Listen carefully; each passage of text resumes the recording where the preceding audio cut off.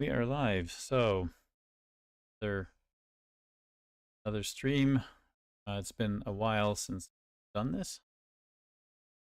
Pardon the weird filter. I'm getting another light. It's a little bit um too dark in here.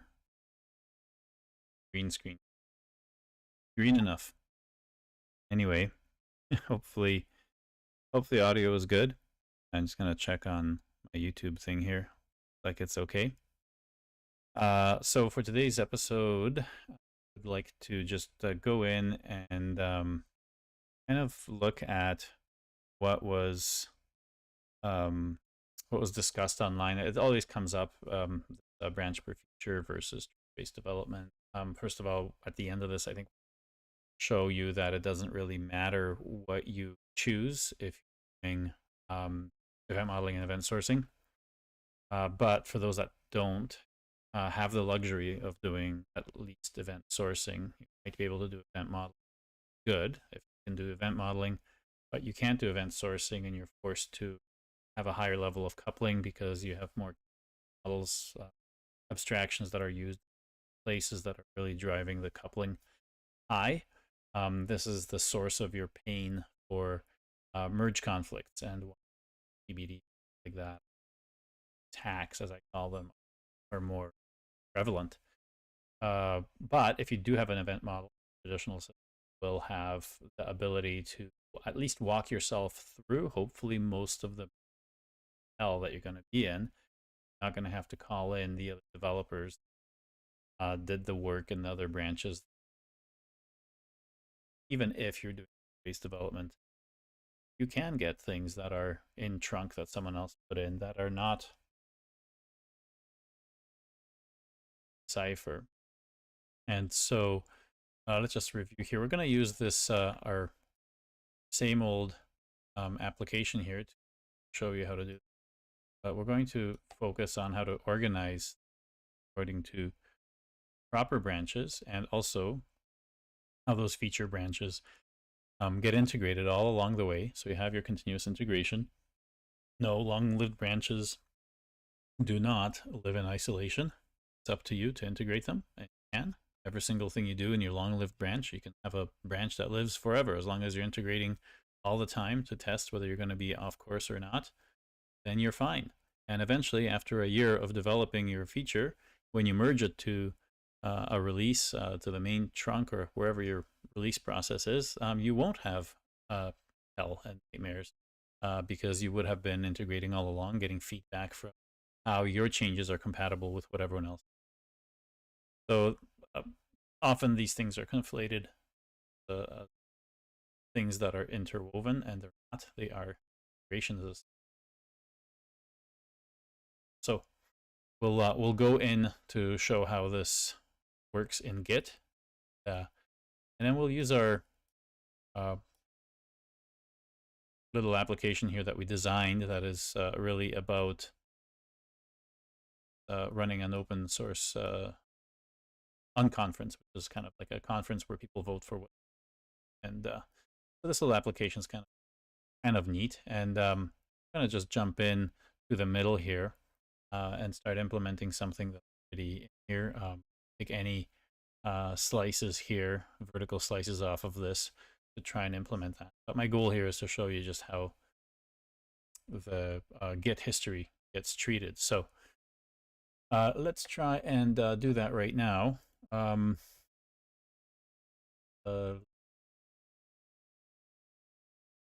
Here, don't want the whole thing. Forget even if you can make a terminal as a tab side. Terminal split. I don't want to split the terminal.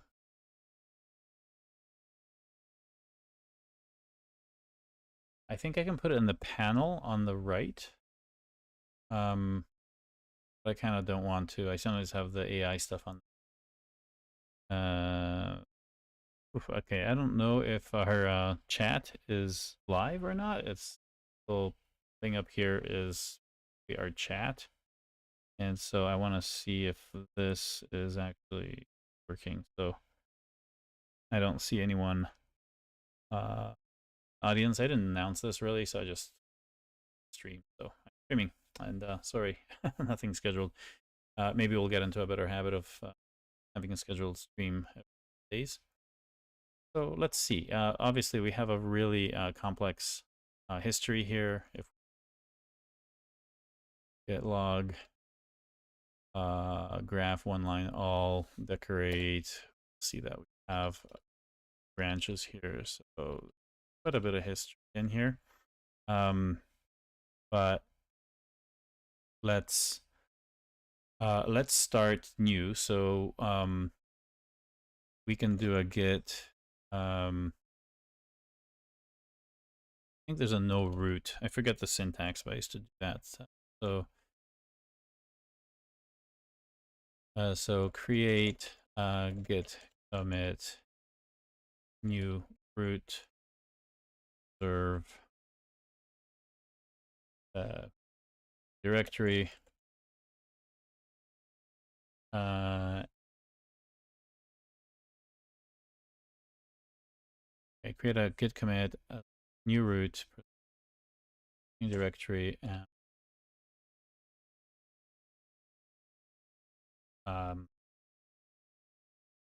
BF branch per feature. Does that correct? Oh yeah, check out orphan BPF. Right. Git add everything. Yeah, so I'm surprised it does the dot by default. This is the problem with AI and LLMs, is that this is a propagation of a bad habit. I'm gonna instruct it, hopefully it learns. Don't git add dot always. Okay. What that does is that it makes sure that it's adding everything in the working tree, not just the folder you're in within. Like to always have the snapshot mentality. Git. Let's see if it corrects that. Yeah, good. Initial commit for BPF branch, and I can escape and just correct this for BPF branch. Example. Okay, so do that. It did that. So if I do a git log, it just have one. Okay, and if we do look at our graph, notice that there actually is no link here. Actually, it's hard to see. Maybe if I use GitLens, you could see that this is actually not joined to anything. The reason that it showed the other ones is because we had the all, so it's going through all references. If I do this, it's just going to show one. If I add the all, it's going to show everything. It's just hard to see that the commits starting with 609 is not actually attached to anything. It's a new root, so you can make a brand new root inside Git. Around to brand new history, you don't really have to make a new repo. You can actually just do it right beside that, especially if you have a whole bunch of objects that are going to be used again. For example, here we're copying this event model and all the other things. But I do want to kind of start from scratch. So while I did that, you know, we still have everything in here, event store, blah, blah, blah. I kind of, and the Ruby project, everything else that we're working on over a few months. So I want to just go ahead and not delete it through VS Code because it's really slow. If you ever delete anything from the thing, it's just pathetic. So I'm going to chuck everything from here except our event model. I'm using Dryo. So let's go ahead and do that. Well, we got 3 viewers here at least. Thank you. Someone I think already pressed start. Let me see if I have my chat on the other screen. Oh, view stream. Just going through Restream here so that YouTube seems to be okay. And let's see if I can get the chat. There's a chat. Okay. I guess I'll have the chat on my phone here. Phone can. monitoring how we're doing. I'm usually a one monitor person, but right now I'm sitting in front of 4 monitors. I have the main screen as my monitor, then I have a small portable monitor that I see that's really just a command center for OBS, OBS, so that I can control any transitions. Although right now I'm not doing any of that, sitting on this layout, and then I have a tablet that is screen tablet, so I can draw things. I planned on drawing much now to I already have the diagrams that I want here. So that's the other one. And then just to, as a sanity check, I have my phone, my fold out phone, Galaxy foldable phone. Yes, the crease is there. Sometimes notice dark, you actually can't. And it hasn't cracked or anything. Getting a foldable phone, these screens are actually quite amazing. Quite happy with it, and it's got a stylus as well, so I can draw on it. Basically a tablet in your pocket. Anyway, so yeah, I have about 4 things here. So where I'm going to work, the other screen, OBS, see, position to scene. I have the tablet for drawing, which is a screen plus tablet. It's the screen with obviously a touch surface and a stylus. So that'll be good. I still want to tweak a few applications like GIMP and a few other things so that those things are done properly, configured for all the shortcuts. Problem with drawing programs is that each drawing program that's kind of what it is. And of course the phone for kind of a sanity check of this. Okay, out of the meta subjects and back into the work. So yeah, so we have all this. I don't like highlighting anything in here and deleting it. Takes a long time. Electron app, it must ask host OS to permissions, and I don't know what it is, but I'd rather do it through here. So I don't know if RM is on everything. Well, actually, this is a good thing to use AI for. Oh, happening. Some keys and get the shortcuts. I'm used to IntelliJ tooling for shortcuts. Fortunately, they don't for AI. I'm using AI here because the awesome AI. So let's see if I back here. So if I press Control K, I can say all files. There's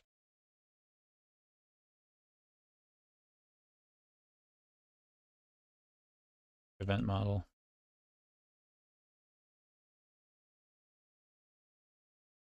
Okay. Oh, not name, blah, blah, blah, not path.get. Oh, I didn't even think about that.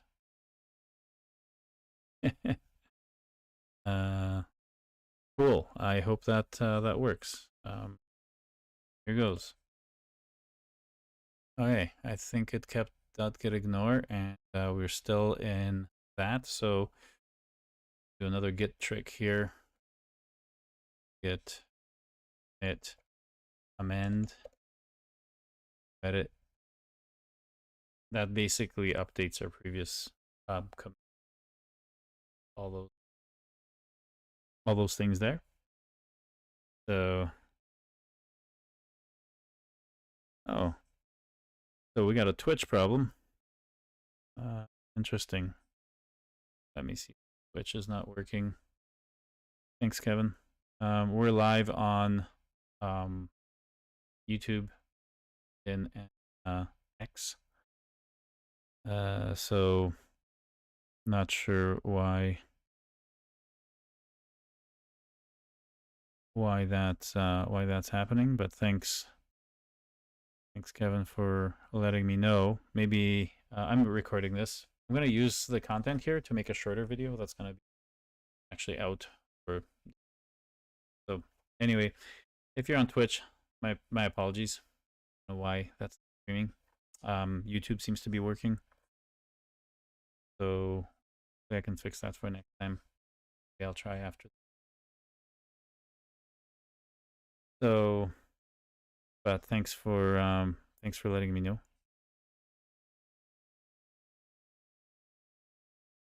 Yeah. Twitch streaming one. Yeah, no wonder. One is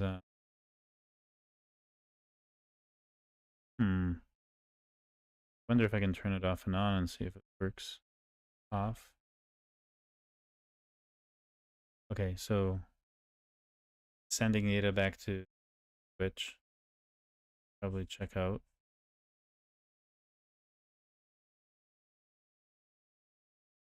Twitch is not working, so be it. But let me know. Yeah, I'm back looking at this this now. Oh, yikes! I see there's a problem with the chat. Weird background. That's okay. I was doing a chroma key on it to green so it floats over, but we actually have a dedicated area so we can watch messages go through.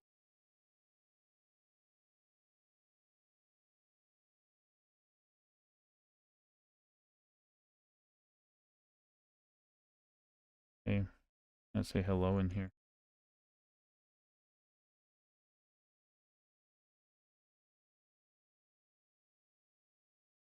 Yeah, seems to is up there. I don't even know legible.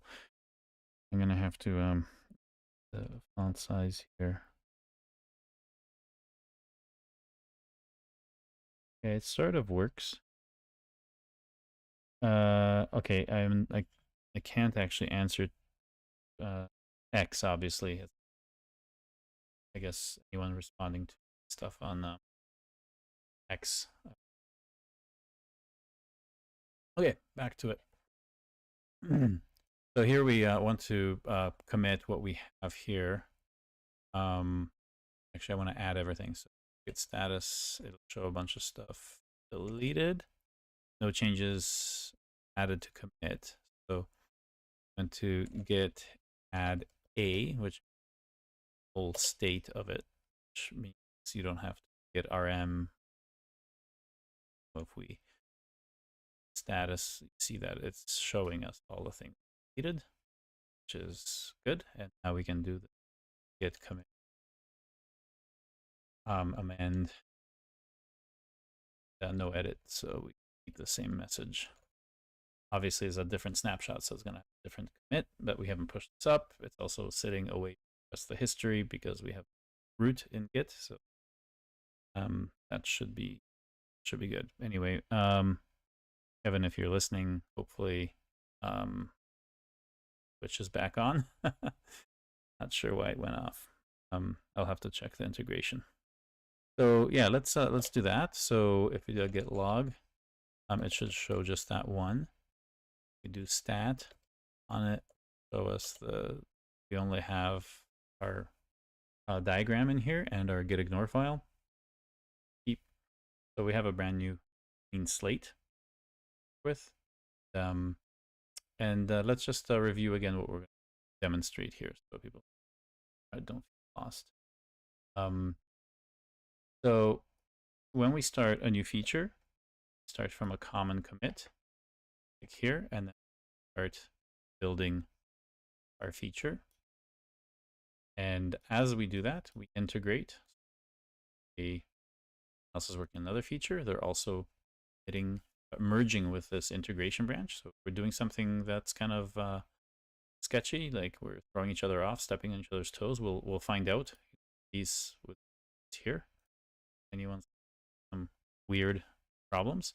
Now, the other thing we'll demonstrate here is that by working with event modeling and event sourcing, you remove that. You have very clear guidelines as to where your code lives and where other people's code live and where the shared code is. So those are good ways to make sure you're not stepping on each other's toes. And so this is actually a lot more valuable for people that cannot do event modeling. So let's see how these features get into integration and get into QA or release candidate, kind of what we want to deploy, and then how do we mark what we deploy into production. Because notice we're not shoving any incomplete features in production. If we have some of the things that are not finished, I mean, we could have a feature 4 here that is not finished. We'll decide to put RC into production. And feature 4 was actually integrated all along here, but we actually are not taking any of the integration points into production. We're only on the RC branch, QA branch here, which the RCs, release candidates. We are only merging things that are complete. We're going to do the same thing with our slices and just show you how that works. And maybe a few more Git tricks as well. Git is one of my favorite technologies. That's kind of really saved the industry. I personally had to deal with Visual Source Safe, a few others, SVN, forget any others that, but not pleasant memory. Git is absolutely a breath of fresh air. Usability on the command line problems that you speak of in terms of integrity and what it gives you, it's incredible. Yeah, we can complain all about it, all you want. Certainly is a lot better than what we had to work. So let's start implementing some of the focus. Which feature do we? Nice thing about an event model is we have this entire application. We have this workflow going over. Obviously, these are no longer done because we're not have any finished. And remove those. Tracking progress. Done any of them? That, get rid of that. And Martin's going to show some podcast that we did a podcast with Martin Dilger, the guy that wrote the intermission. Why not show what we were talking about? So we have recorded a podcast, second episode of our podcast. Good. Some of the in it, if you're watching the podcast, clips from his work. So Martin obviously is the author of the top selling book last week and a bit now. Probably going to be 2 weeks strong now. Quite incredible, actually, because we have some heavy hitters here, like Gregor Hoppe is definitely an architecture, really influential architecture. Have the event modeling and event sourcing book up at the top spot when you have these heavy hitters publishing their stuff at the same time. Wow, that's amazing. So I did change the event modeling web page today to kind of have typical stuff that we have. I also did link company, just it's clear that it's me. All of the explanation, of course, the event modeling. What is it if you need? I get the background of like which post kind of set this whole thing off. Was this post site? But yeah, I added these sections at the top here so people know where to go. They were kind of buried in the resources area, and so I just out here into divs. So we do have a workshop that's coming up because the book is quite popular right now. So we want to get into that. So we have a Saturday, November 30th, an online workshop. That's 4 hours. It's going to go through. It's incredibly fast paced and stay probably online for another couple of hours for kind of explain the code and how all this stuff works. Martin's going to be here. Wrote that awesome book recently. There, JP incredible instructor, and Rob Hale, who's with us for a while. He's worked at EA gaming, all sorts of different things as well. So his retirement plans to well, so it's a big good crew. I kind of put that up there, and of course, if you want to buy the book, it's Leanpub. It's super cheap, so you can adjust your price, make it as cheap. I would definitely not. I pay him more. Martin's incredibly busy writing this book, but also he's been on almost 24/7 online explaining all.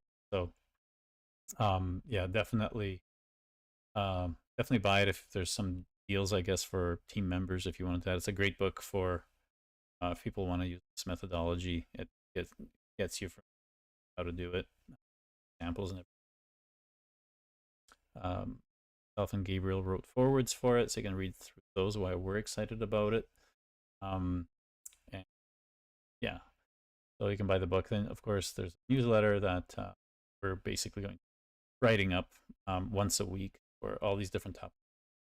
And subscribe here.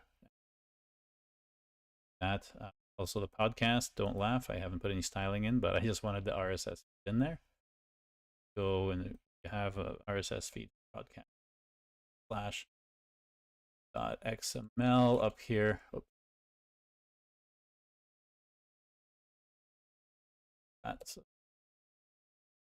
There we go. So there'll be another one today, our second episode. So did it. And then, of course, the live streams like these, the whole history of the here, and of course, we're now this years of things here, all the way back to COVID when we were doing some 3-hour sessions.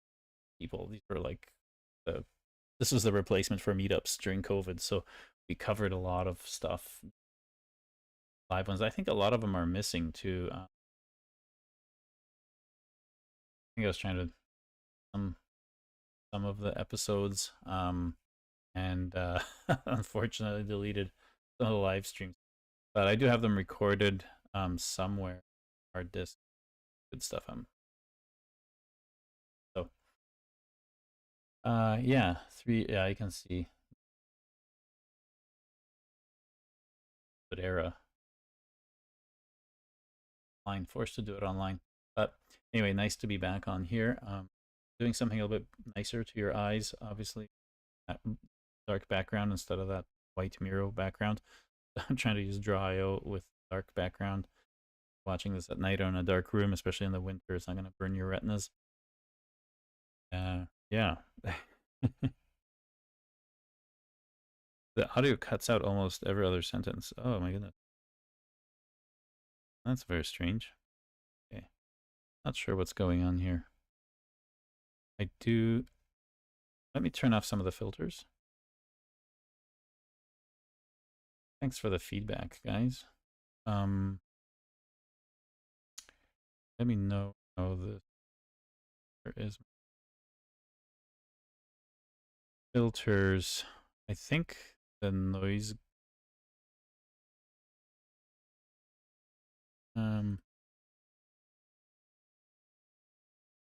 I think the compressor might be. How's this? Is this better? How's this now? Is this a little more continuous? So Mackie and others, thank you for your feedback about the audio.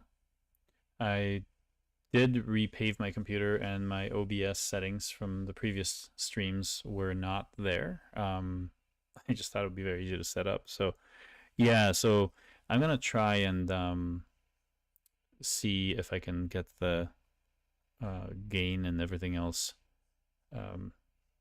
back. But I think the compressor or the what is it? What's the other filter here?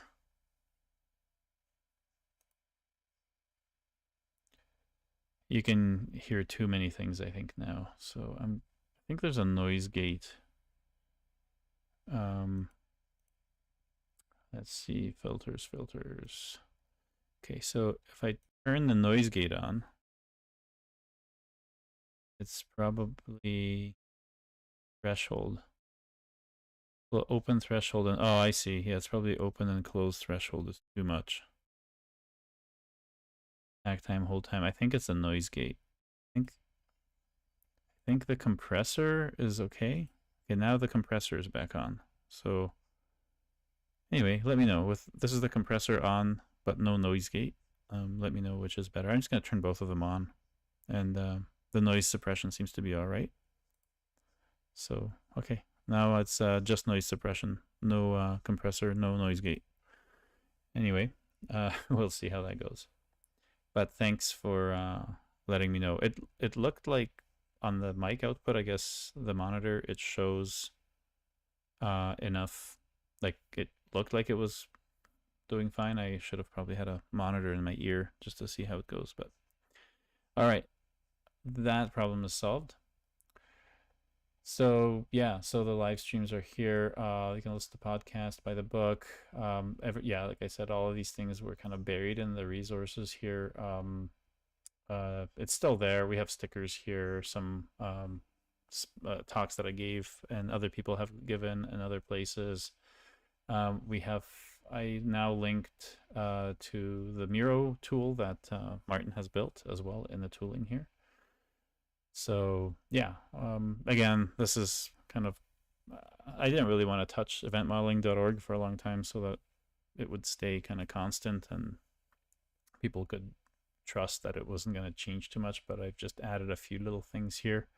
I do want to make sure that it's not, this white background. I want to get a proper theme observing style going on here, so people that are like me and don't like white backgrounds, it's for your sensitive eyes, and if you're reading at night, we're definitely going to have that. All right. Oh, good. So I'm getting some positive feedback about the crappy sound. I'll work on adjusting the filter. I like the noise gate because if there's something happening in the other room, then you really don't have that popping in at all. It's just it doesn't get through the threshold of loudness, and therefore it doesn't trigger the recording. But yeah, I wish there was a kind of like a how to adjust thing on the filter on OBS. So you click a button, say, sample the ambient noise, and then speak, and then it can do the difference and just auto adjust. But it doesn't. I just left it on default, and it's a little bit too restrictive and cuts out my voice. So, but that's activity for another day. So yeah, hopefully you enjoy these quick links here. So definitely live streams and all that, and it'll explain to you kind of like what we're doing. So, oh yeah, back to it. So now that we got rid of all of our things that we're tracking our progress. Oh no, we haven't. Sorry. Here we go. We have still these. See, some people were implementing this in Ruby. Some of them I was doing. And yeah, so now we have a blank slate. So let's pretend that we kind of took a couple of hours to kind of brainstorm this with our team, right? And we came in and said, okay, well, how do we set up this thing? So let's walk through this. We have something simple like, what do you want to call your open space? What do you want to call your, and then you type it in and hit the button. It stores it. Then we have a confirmation page. We continue to something else. I don't know what this arrow's here for, but let's get rid of that. So then, yeah, we have, we can go here and go forward or back. Some kind of wizard-like interface to set this up. And then you can, of course, set the dates. Notice that I label all of these things up here. This is mostly review for people that have seen this before. But the key is, what is a slice? It is really about, or a feature in our definition. It's something that changes the state of the system, such as adding a room and the involved kind of involved UI in that. And then, of course, the fact that it succeeded is done here. Hopefully, if anyone's on Twitch, let me know if Twitch is back. I restarted that stream. So let me know if it's running, but if it's not, oh well. Too bad. So yeah, and then of course the other side, the green boxes, those are the other slices. That's where we show information. And so here we have, you know, a bunch of rooms. So in this setup, we have, you know, adding rooms. I don't know if this menu makes sense because we can go from different areas. Maybe there would be a sub menu that kind of walks you through. I don't know, those green arrows that kind of fill in as you go forward. And it kind of tells you where you are. We can probably do that. It'd be kind of nicer to show that this is, you know, a nice way of kind of moving things through. Yeah, and then adding a time slot. So it seemed kind of boring, but maybe they're good enough to show some things, because we're going to have to share some of the work between our features, like the menu. So that'll be like a contested thing that could cause, you know, merge conflicts between, you know, how I do a menu and versus how someone else does a menu in our organization. So we can pretend that, you know, let's say I'm ambitious and I will try and build this screen here to show that, you know, what my current rooms are. And I'll build up this menu. I think we want to show the sub menu. Why is this? Okay, so that's, I want to bring that to the top, bring to front. Yikes. Is this layers? Layers. Layers. What do we have here? I think it just got pasted in the wrong one. That's why it's... Why is this...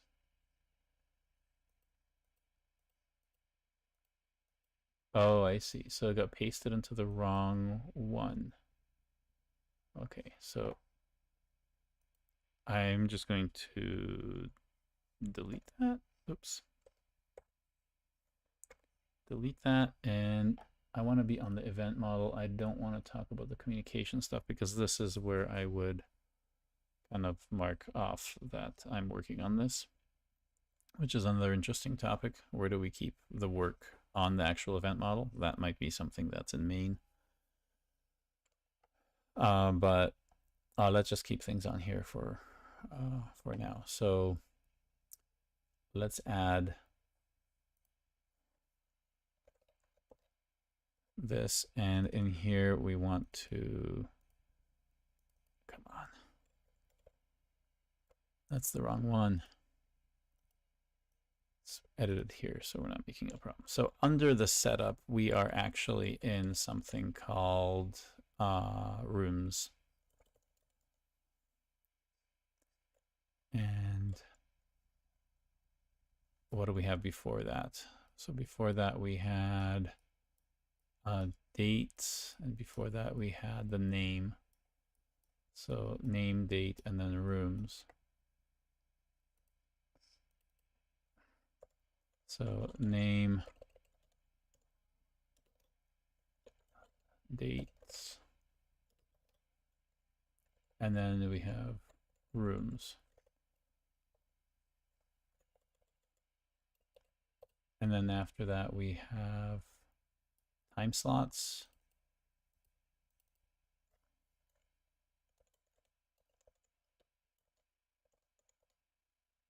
And after we do all the time slots, I think that's it. I think we have the QR code. So I think we just have the QR code at the end. Okay, so time slots.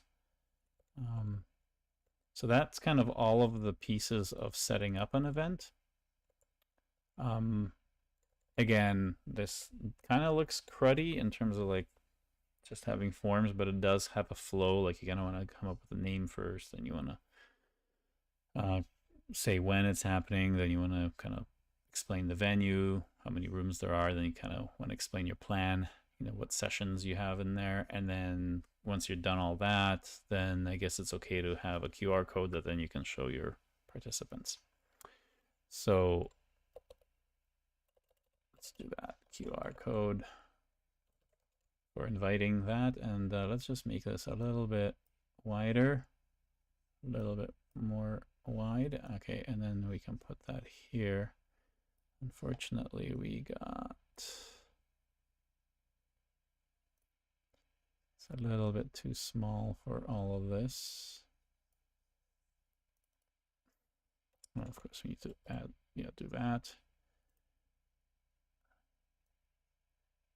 By the way, Martin did a good short video on Figma integration to Miro, so it's kind of neat that you can have your Figma stuff kind of integrated into a Miro board, but I think our other clients have also done an entire event model in a Figma board so that you knew what your screens look like. Designers could work with you, but you just add these extra pieces to make your Figma layouts actually look at, explain what the data is going to be doing underneath and all that. So it's kind of neat. Figma's becoming the replacement for UML, I guess, and Visio. So it's just good. So yeah, let's implement this this little guy as a feature, and then show how that would work with. So let's do a new file, app.js. We'll do JavaScript. Oh yeah, I haven't really set any of this up. Wonder how it's gonna work. I don't have NVM in here, do I? NVM? Oh, I don't have NVM. Okay. Yikes. Use Fisher to install NVM for fish shell. Might have to ask a chat for it. I don't know if it'll do that. I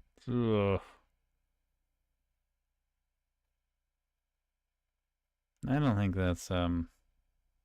that's correct. Is there? So I'm gonna add this to chat. Add to chat, and I'm gonna say, isn't there a Fisher module for fish shell that does NVM?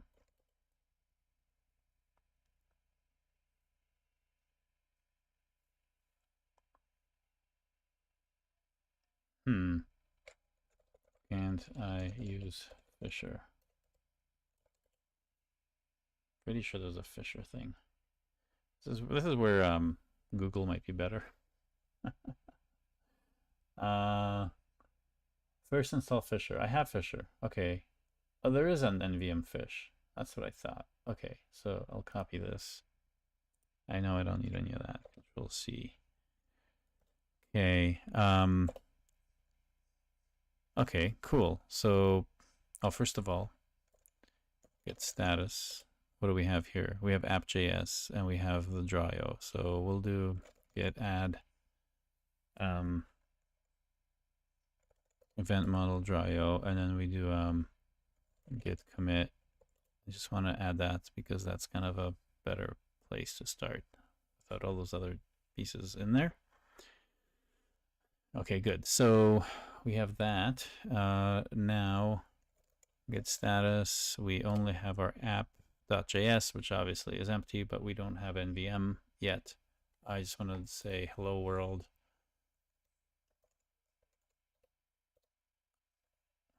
S, and so node should be that. So now NVM install latest. think that's how you use it. Okay. NVM use latest. Did it work? Now using node 3 whatever. Exit. I don't know if my integration is not working. Why is it not showing my node? NVM use latest. Why is it not showing my version? Fisher update.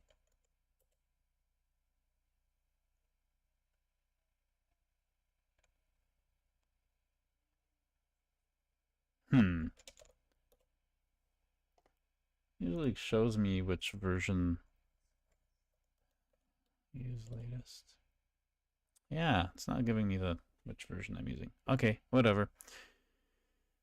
Who cares? So now if I do node app.js, oops, JS hello world. Okay, so we're good. So we got our basic stuff working. So I think we can do. Can we use the composer? I actually haven't used the composer in this thing yet. But I do like 5 hits of space. What do I do for? Oh, that's the other one. Alt space, Control Alt space. No.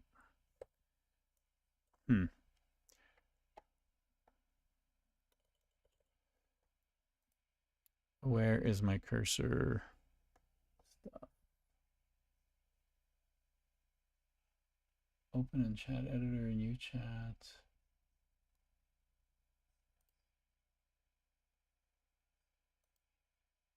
Open cursor settings, models, features, composer enabled. I. Okay, that's what Control I.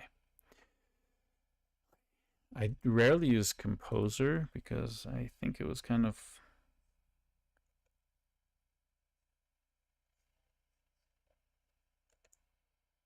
no. Where's Control I?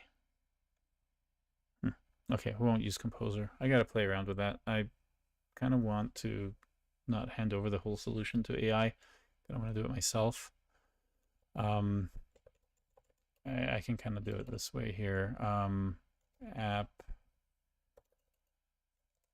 that uses Express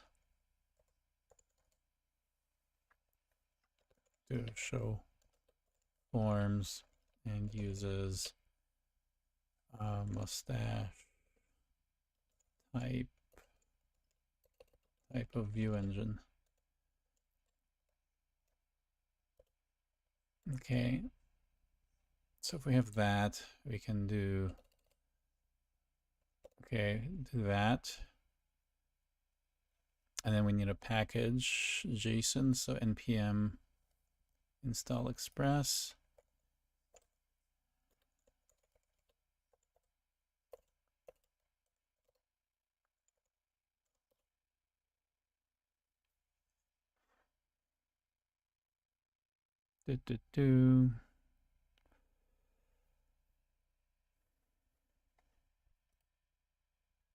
Why is it stuck?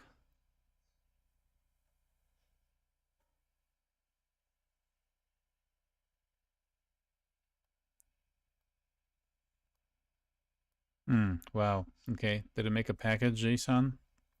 Yes, it did. Express 4. Wonderful. Down the rabbit hole we go. We don't want this. We want, which step do we want? Let's look at this guy, and what do we call him here? Would be rooms.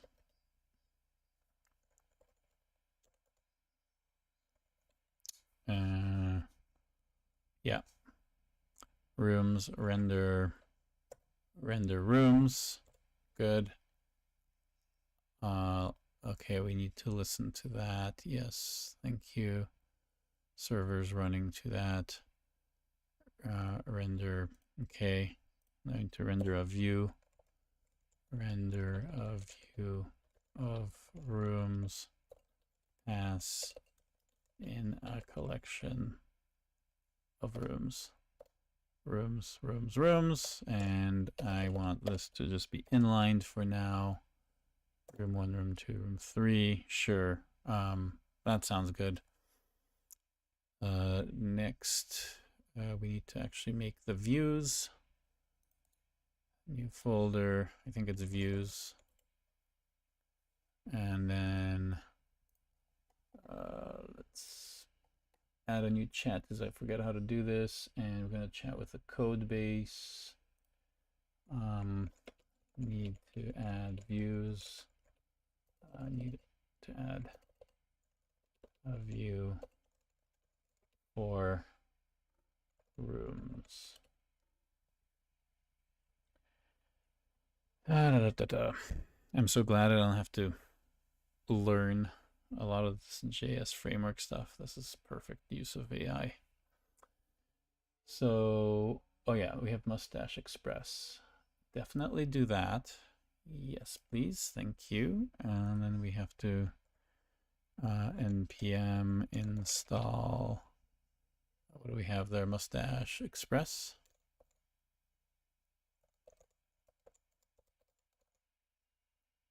Did I spell that right?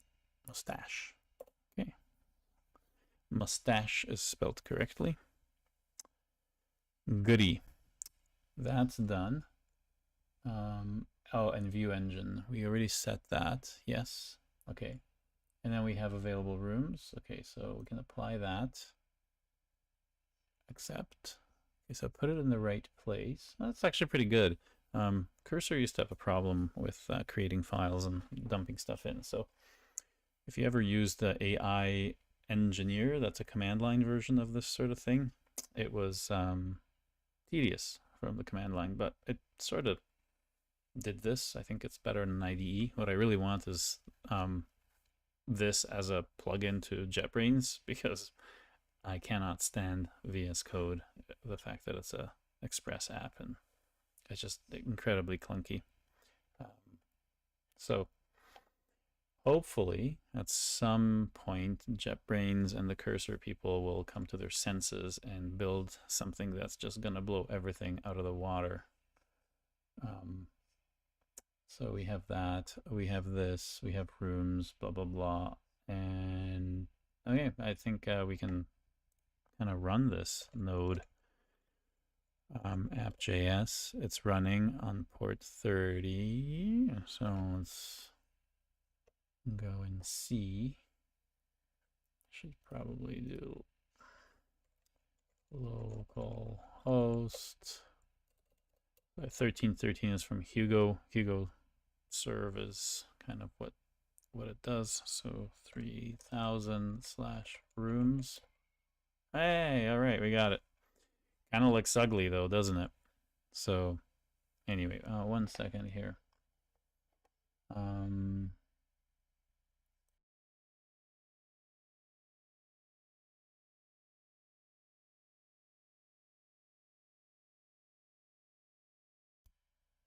Okay. So, my eyes are burning. This is horrible. I don't want that brightness on here. I think, do I have even live preview on here? Yuck. Okay, 2 things I gotta do before we go is get the live server so I can just hit run on here. Can I just run it here? Run, run, run. Where's run? This is supposed to be easy. Run. Start debugging. You don't have an extension for debugging plain text. No, I want. Do I have to actually be on here? Run without debugging. Yeah.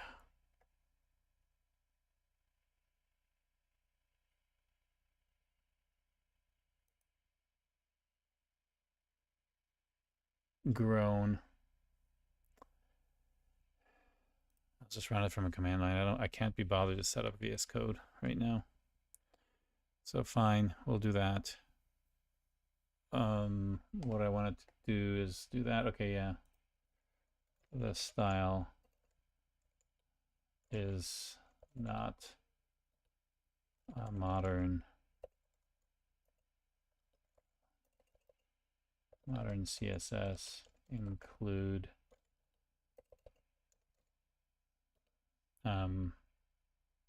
settings include media query for light or a dark desktop.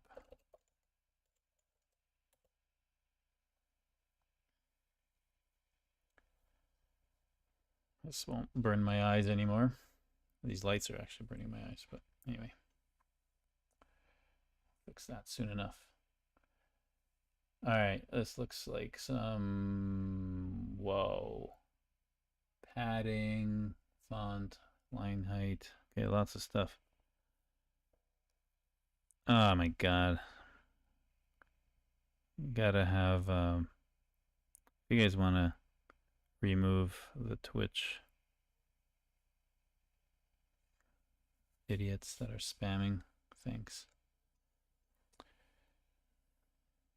Okay. So we got all this. So let's apply, accept, apply, accept. We need to also apply this. So static public, sure, if that's where you want to put it. Public main CSS, why not? All right. See if my eyes won't burn. Oh, much better. Thank you, thank you. Well, that saves your eyeballs as well. Good, so we have that.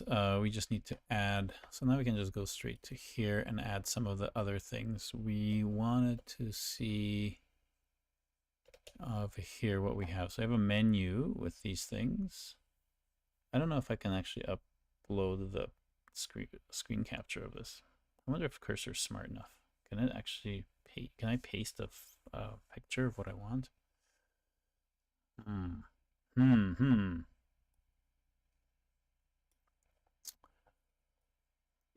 Let's see if that works. Function I. Let's see. Do that and copy that. Go away. Can I? Oh, it does it. Amazing. Can you add the rest of the items to the UI?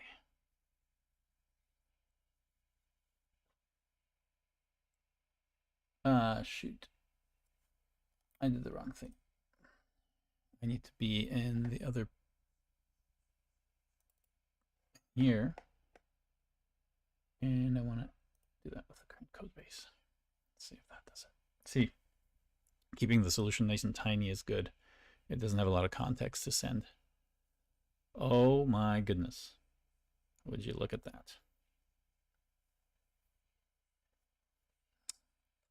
My. Okay, that's a lot of style. Do I really need room name input tab? Okay, buttons, room name. Okay, I want you. Okay, I want to change this a little bit. Don't make specific styles or domain concepts like rooms. Use generic concepts like input, label, etc. Will also work on other screens. Let's see. Oh, do not press enter, press Control Enter, because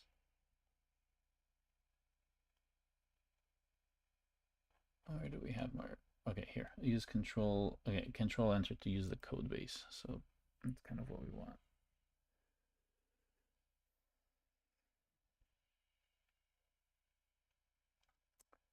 All right, see if it gives us crazy header, primary. Okay, navigation is good. Input fields and list items. Okay, that's better because we can reuse this stuff in other things. Okay, I'm more happy with this. So let's see if it screws up or not. Okay, so it's given me a whole thing here now. Look at that. That's not amazing. Accept that and apply that. And we have a ton of stuff here. I don't think it needed any more. Okay, because it just has the CSS and the what's it called? The view template here. I'm wondering if I need to restart it, or is this thing smart enough to reload? I don't think it is. I have to stop it.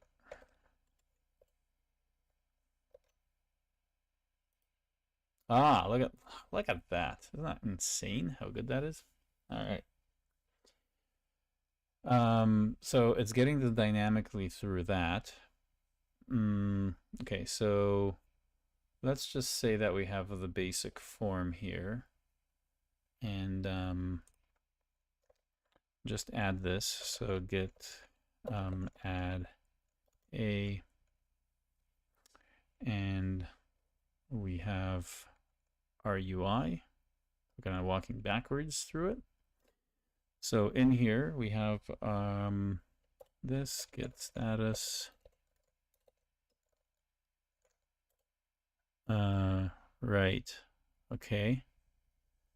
That's good, but let's just add this to chat. Did it not add it to chat? Okay, sometimes that screws up. Okay, I don't. Add to chat. Why you're not adding to chat? Add to chat. There it is. Okay. Oh, it added it multiple times. Let's get rid of that. Is the git commit files list okay? Should something be ignored?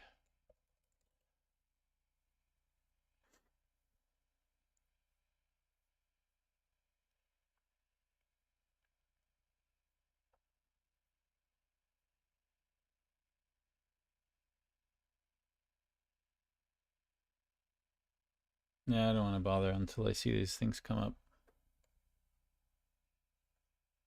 I don't care. Be gone. All right, so I think we're good with that. So git commit. Now, here is where we actually start our branch per feature because this is going to be named after what we're doing. So git checkout B, and we want to say that this is viewing the rooms. So this is your rooms. Do we want state view at the end? Yeah, I think so. I don't want to organize things like that. So rooms, SV state view. That's what we have because we're getting information out. So we'll check that out. And so now that we can git commit, by the way, fish shell is amazing because this is git commit space. It expands. It's not an alias that you just hit and it does something, not a git alias. If you haven't used fish shell, use fish shell. It's pretty awesome. Hey, yeah, sorry, it's I don't know why Twitch is blank, but we'll go to YouTube for now. I'm gonna have to. I'm not sure why Restream is not streaming to Twitch the video for some reason. Let me just see. Twitch, edit, save. Why is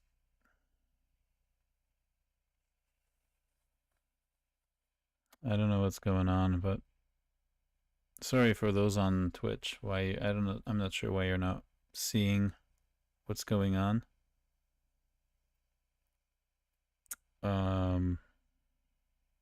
Yeah, I have no idea what's going on in here. It's very strange. Background audio, pop out, chat only, quality options, view options, audio only, no, chat only, audio. Oh, why was that?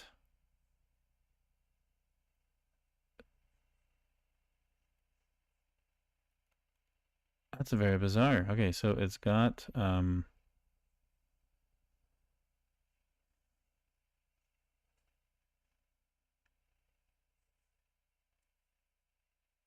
disable alerts over video landscape mode. Okay, no, that I don't want that. But why is it this is very odd. So yeah, I don't have audio on. Sorry, I don't have video on Twitch.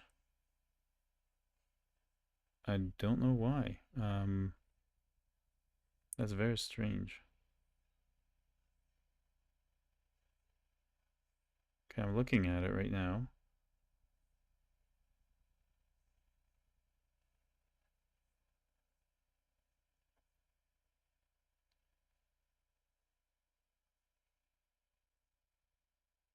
That's very weird. Okay, so, if anyone knows where the setting is, it only gives me creating clip. I don't want to create a clip. Okay, so I have quality options, which, okay, doesn't seem to give me anything.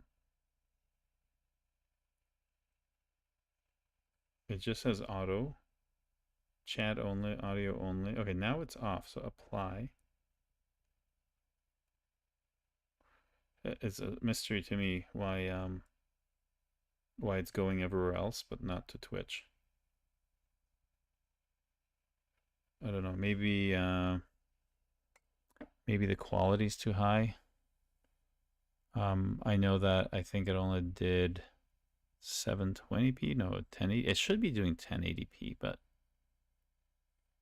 I think last time it worked. Anyway, sorry folks on Twitch. I'm gonna have to catch it on the other streams. I am recording this, so I will put this up in a condensed form anyway. So if you're on Twitch, sorry for the blank screen. If you want somebody to fall asleep to, you can listen. And hopefully my voice will bore you to death and you will fall asleep. Anyway, I was just talking about fish shell abbreviations, how much how awesome they are, that you can even call functions in the middle and it'll like drop you into the middle of the command line. It's one of the reasons I use fish shells are just really fun to use. So here we go. UI for displaying the state view is done. Okay, so GP, for example,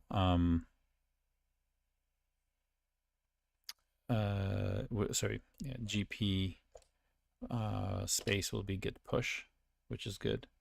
I can add a -u to make sure we link this up so it gets automatically pushed every time we do that. So you can see this code if you want.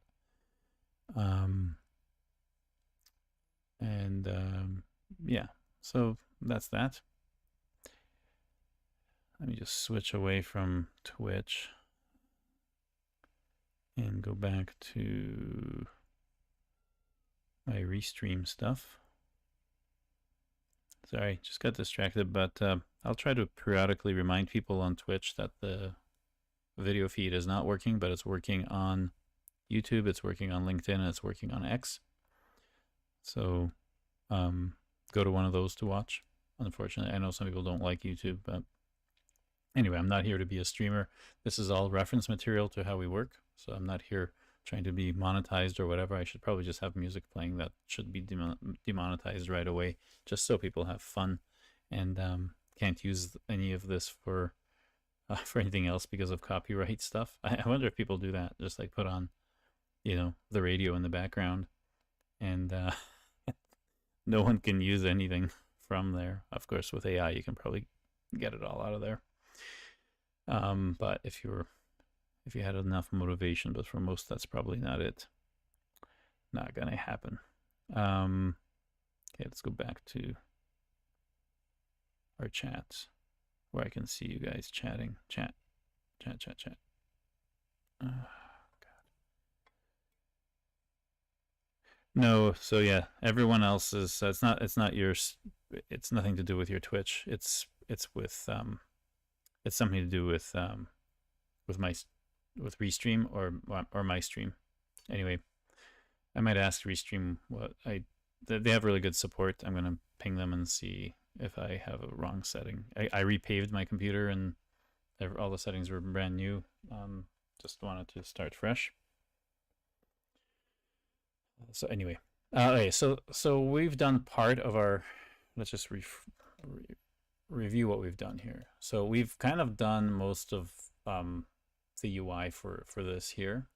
Actually, the AI did it. I didn't really do it. I told it what to do. Yeah. What we need to do now is to make sure that we grab the events to show what that is. So we'll push the instead of the fake data, we're going to push that fake data to actually be events. So let's store our events.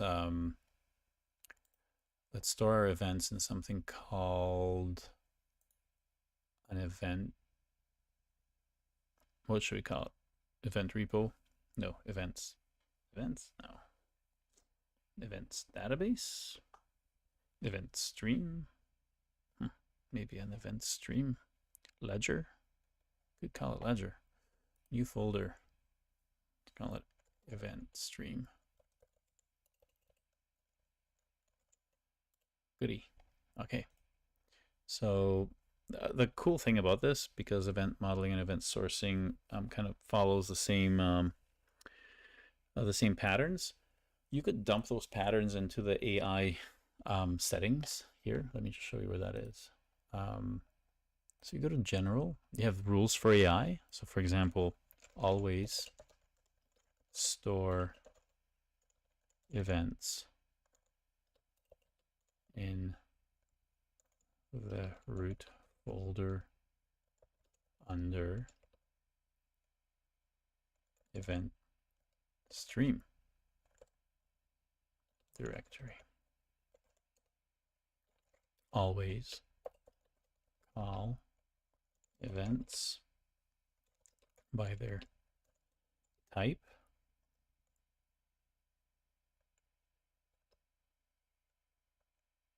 But prefix the names with the date and time, so they're sortable. Use JSON for events.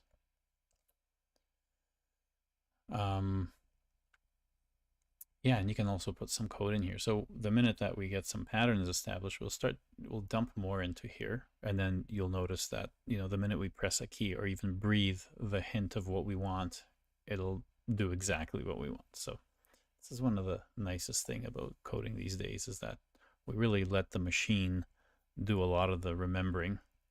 Part of our skill set as a developer is not just getting the muscle memory, but also to remember some things that we kind of don't care to remember, because it's the syntax that we have to fight with to get what we want. So this is a really good place for it. So let's see. So now that we have this event stream, we can say, well, rooms, we can look at something called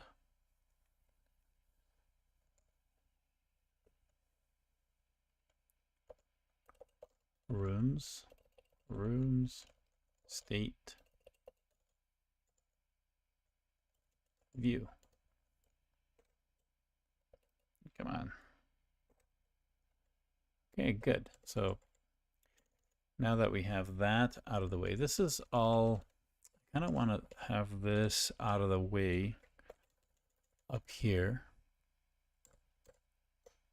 I hate this stuff being always shown. So I'm just gonna dump all these calls into, like, they're not very interesting. They're never gonna change. We're rarely gonna look at them. So if I just edit this and say call in a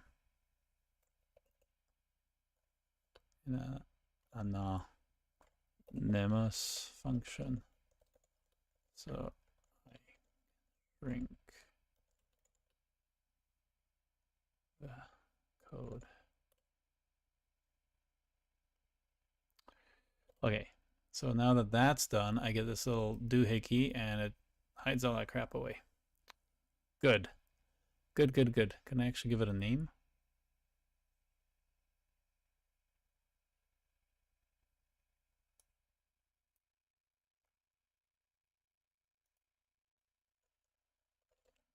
Give it a name. So then I shrink the code in VS Code. Know what it's doing. Yeah, that's better.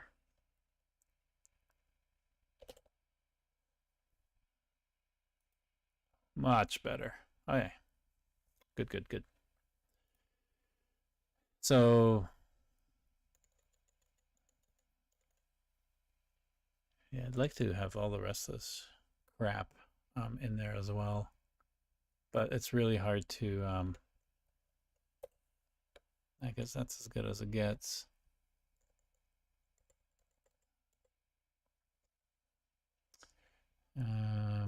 All right. So we have that. And but now we need this room state view. So we do a function. I'll put it up here. I kind of want everything to flow like the event model flows. So if you look at how I'm building the application, I can follow the information through the line. And if my code kind of follows that, of course, in a real application, you break this out into multiple files. But honestly, these are so simple that I really don't want to. I kind of, if I'm further to the right on this event model, I know that I have to scroll further down in the app.js file. You know what I mean? So that's kind of all that I wanted to do.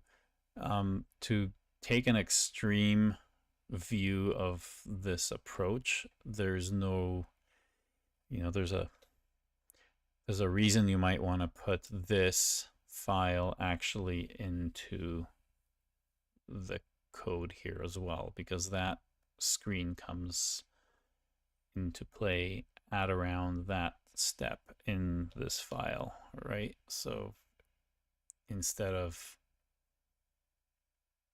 having this views render, instead of this render, we could just do a response where we kind of send in the actual HTML in here. Fun exercise for you to do at home, and then really have the entire application read like the event model reads. We won't do that. This is good enough. I think the layout of the HTML page kind of warrants its own playground to do what you need in there. We'd lose a lot of the the things you get from editors for editing HTML if we had to inline it in here somewhere. So we're not going to do that. All right. So next, that's already called here. So it doesn't need to be called again. Let's just double check that this thing runs. just because that refactoring is kind of janky. Oops, I don't want that. Go away. Let's see. It's running. Okay. Refresh. Ah, good. So it's actually hitting it, but I don't have that defined. Room state view is not defined. Okay, let's define it.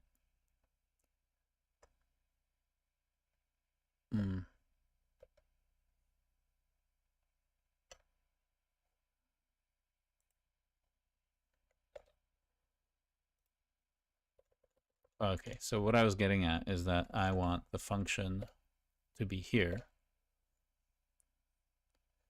so that I'm still following that rhythm of where information is coming from. So I want to define the function up above because that's what's happening first, and I'm actually using it down here to actually show it through to the UI. As I'm moving from left to right in the event model, I'm following the code here too. So let's see. Does this run? Yes. Does this run? Yes. Look at that. And we actually have the menus kind of going to where we want to go, which is good. Okay. Now imagine if you put enough of these rules in here, rules for AI, that you can take a picture of parts of your event model, paste them in and say, hey, make this work. We're going to get there because I don't think we need a lot of stuff for code generation. I think everything is really around the corner for the whole industry. So buy Martin's book. Going to be ahead of this stuff. And notice, you know, this is not, hey, make the snake game and it does whatever the hell it wants. You have total knowledge of what this thing's doing underneath the hood. This is not saying that, oh, code is some mysterious thing that can't be figured out. Yeah, some of it may be, but we're making sure that we understand enough of the small chunks so that we have full control whether we're technical or not, right? All right, so back to work. So this is coming from here, but now we actually want, you know, turn this into a, so we have that, turn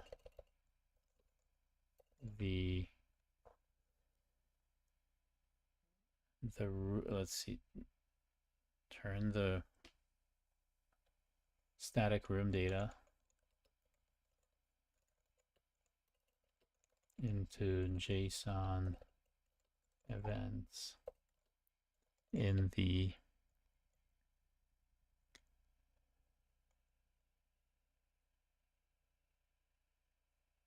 event stream folder.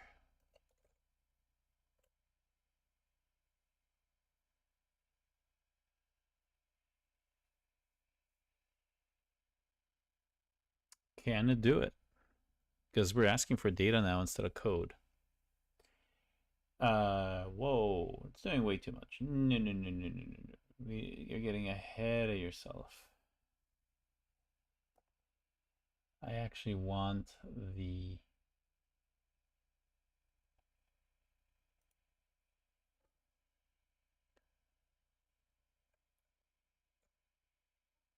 folder. Come up with the 3.json files only. And we'll chat with the code base because I don't think it saw that we have that event stream folder. That's better. And look, it's actually making fake dates too. Okay. So watch what happened here. The type is almost correct. It needs to have the word event in it. So we can go here and just refine this. JSON events, all events types have event at the end. All state views have state view at the end. All commands have underscore command at the end.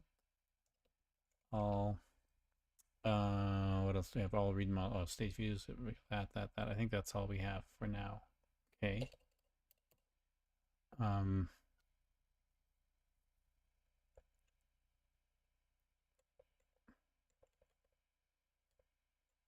Is that enough, or do we have to say, yeah, object names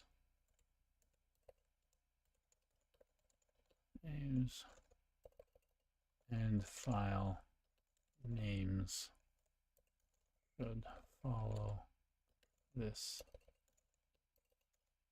for data naming? And so if we redo this with those new settings, let's see. See, this is the way you're supposed to code, is not just like changing every damn prompt. You gotta get yourself something that, yeah, there you go. See, look what it did. This is really, really good. No. Room state view. We don't need a state view. Turn the static room only make events. And we can add this to this by saying event streams only contain events. Let's go back and see if it listens. Again, this is using Claude 3.5. As things get smarter, we probably can try other things. What is this?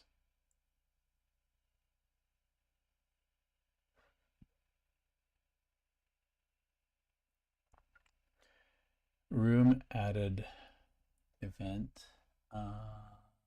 Okay, it's just wrapping this. So it does have the date format in there.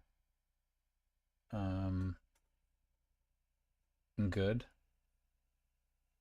Timestamp 2420. Yeah, okay. It has a room ID, which I did not specify. So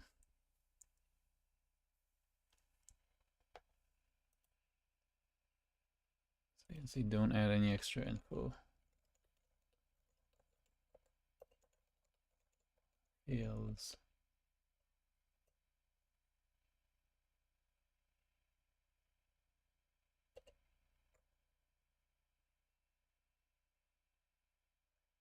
Extra, data fields, because I actually don't want to use IDs here. The name of the thing should be an ID right now. This is one of many topics we'll be discussing in the podcast, is this very idea of what an entity is, how indexing works, how we treat information. So we're kind of clawing back all the habits of the industry to go back to the roots of information systems and kind of see how far we can take the idea of a key, a composite key, different types of keys to work off of information, to make information systems work the way we want them to. So I think this is good. Let's do that again. See what happens. I'm kind of like bike shedding here a bit because I'm quite that's okay. It did that, but it went a little bit too far. Any extra data fields? We can say events. All events have a date, time, create, date, time, stamp. I repeat the information. You can see that it's in the file name, the timestamp, but you also want to think about this information being moved away from the system where it's being read. And so you won't have the file name with you when you're reading this, when it's passed down the chain. So you want, you know, the file names are helpful for when you're doing something right here, but you need to have that information in the actual payload as this gets propagated further down the line. You don't want to do that as an afterthought. I mean, there is envelopes, which, you know, or like a base class that has this. We're probably going to have an event base class, which is going to have the date, time, and the type in it. But anyway, it's a discussion for another time. So room, we need the type of that. All it has a timestamp and the event type.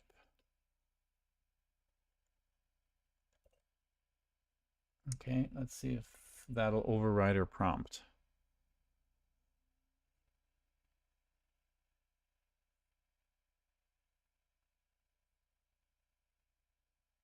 Yep, it does. That's exactly what I wanted. Okay, good. Look at that. And so this is good. I don't want to apply this.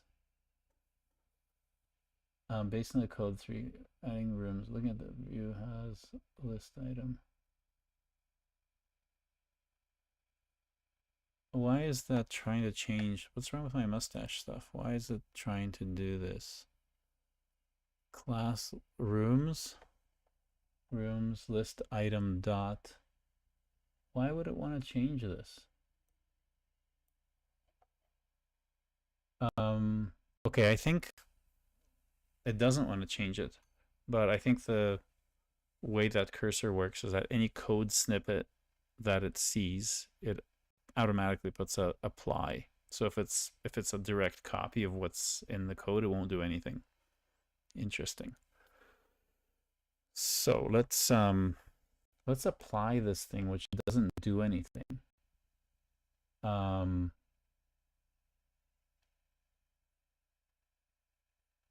But the other thing about this is if you press the apply on one of the code samples, it applies all of them, which is kind of weird because it doesn't apply. At least that's what it did for one of the versions. Let's try and press apply on here. Apply to rooms and mustache, yes. So it has no effect. So accept. And it didn't do anything here. Yeah, no, so it didn't touch those. If we do this, apply to rooms mustache, no. That actually goes to app.js. Why would it think that? Apply, yes. Oh, but it's erasing everything else. No. No. We want to apply these. Okay, so that works. So it's doing it one by one.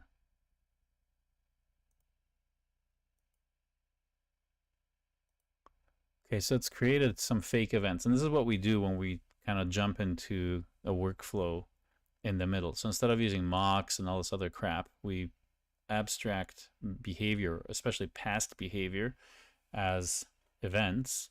And then we always interface through events into subsequent steps. So we don't need any mocking frameworks. I'm just putting in some fake events so that this runs right now.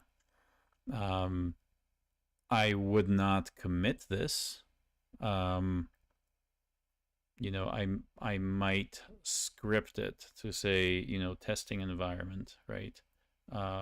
Where I could have one of my run, you know, my what's it called, package JSON define some script to run for testing, and it would populate the event stream directory with these, so that my test would kind of, my testing environment would kind of have this, and when it ran, it would run, you know, this first page in it, right? So yeah, we can probably set that up. Let's do that next, actually. I think, because I don't want to commit this. This is where we're going to start to have the ignore files in there. So this little exercise of creating these fake events is just so that, you know, we kind of have this exercising some of our infrastructure right away.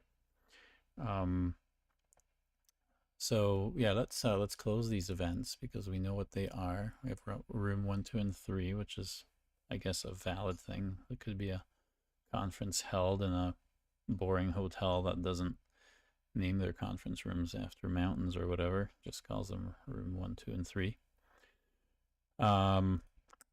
So we have that. So instead of this, we should have room state view. So we're going to be reading from the file system all the time. So we're just going to say get events. And then we're going to filter,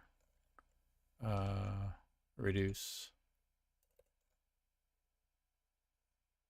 reduce, reduce, reduce. Is that going to work? It thinks it's going to work. And then get events. This is going to be one of those boring things. No. What the hell are you doing? That is horrible. No. File system. Read sync event stream file map parse JSON blah blah blah. Yes. Maybe that'll work.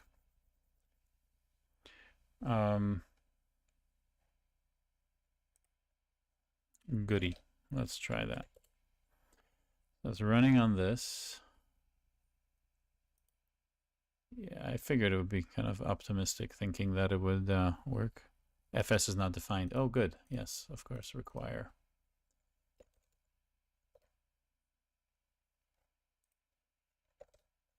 Let's try that again.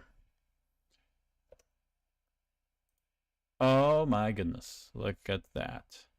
Look at that. So now if we change our history and make room 23 and then rerun our thing. Ah, there it is, room 23. Look at that. Event sourcing is so easy. Look how much code we have to get event sourcing done. My God. So difficult.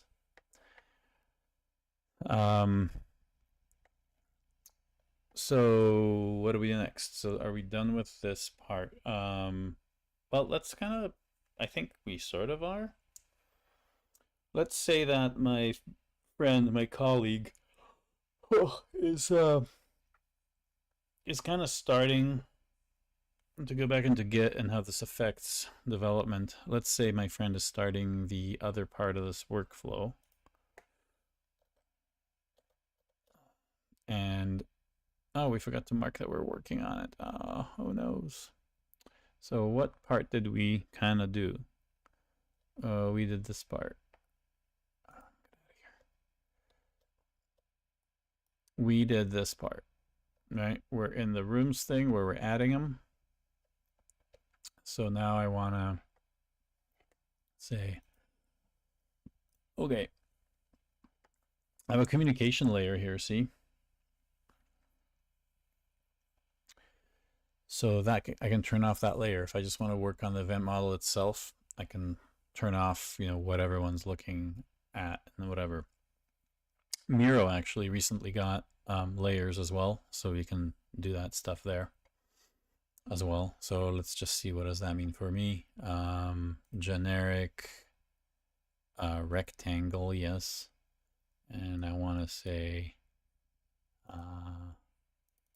Adam doing in progress. Cool. And here we want the style with the layers out of the way. So we want it left adjusted here, and we want it aligned. Where's the top alignment? God damn it. Font, Helvetica. Where's, oh, I think it's a style for this. Text. Top. That's what I want. Okay. And then style, I want a gross ugly color. Where's my gross ugly color? Yellow. Oh, no. I don't want the fill to be that. Yuck. I don't want a gradient. This is a absolutely horrific color. The line is that. Okay, the line has to be way thicker. Why is it gray looking? Yuck. Get rid of the fill. It looks like brown. Gross. Let's pick a yellow color. Yellow. Apply. Oh, that's nice and bright. Good. It's a little too thick, I think. Let's just simmer down to about 5. We kind of want to, when you're zoomed out, you kind of want to see these things from far away. We do want a faint fill, though. I actually do want some of that. Ooh, there's like dots and stuff. Is there a hatch? Do a yellow. Oh, that's, ow, my eyes. Okay, that's a little too bright. Fill, hatch. Do we have opacity? Or is it opacity for the whole thing? Oh, I think opacity is for the whole thing. Boo. I think it'll be both the... Yeah, the border too. Oh, that's not good. Can I have a transparency on the color here for the fill?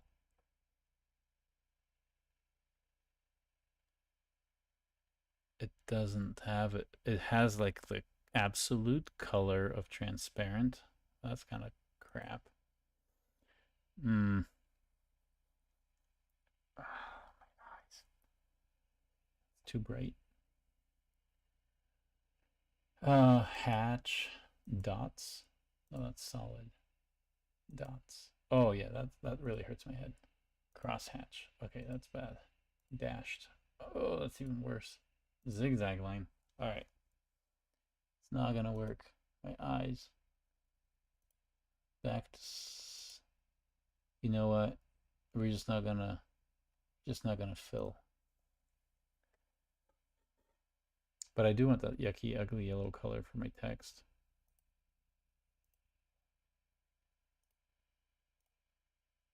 And then I want the text to be larger too. And then I want some spacing. It's kind of running into the left, so spacing left has to be higher. Okay, so now we know that this is in progress.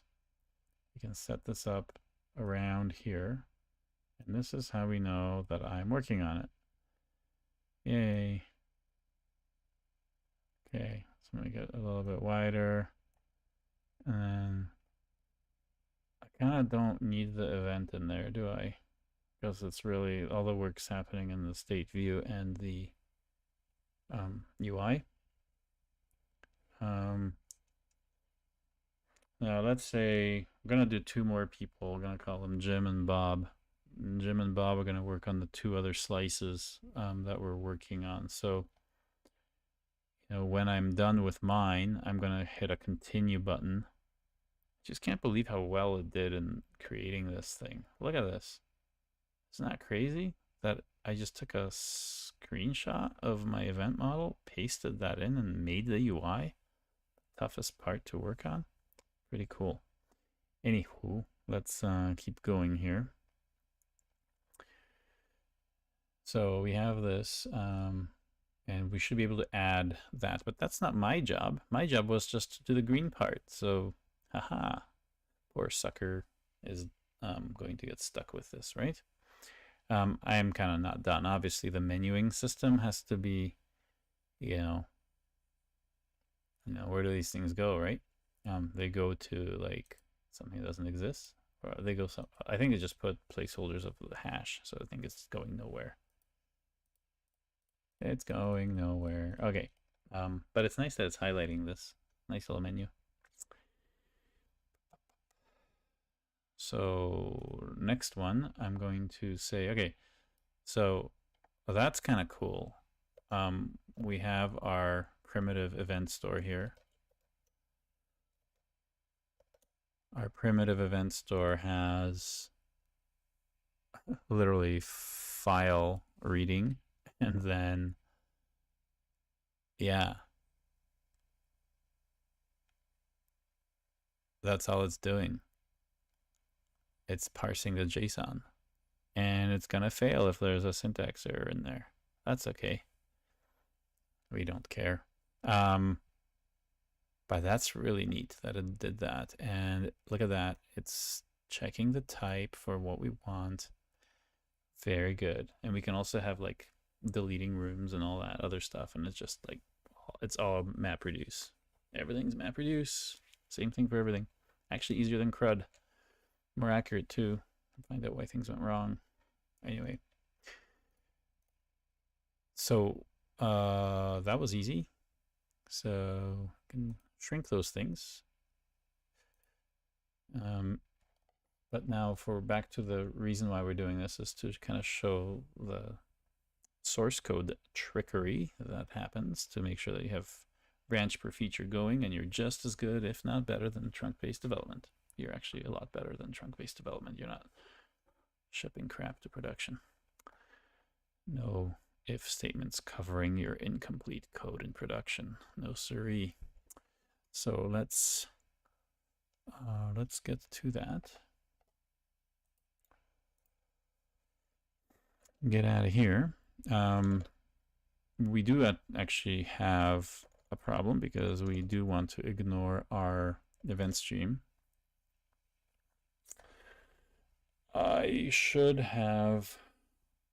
Should I do another work tree? No, we played around enough with work trees last time.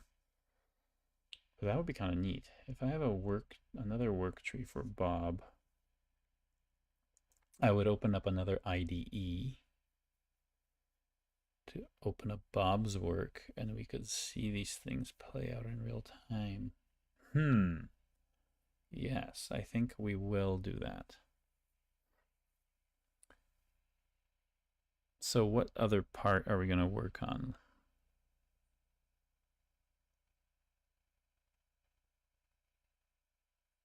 Let's go back to, let's decide what that is.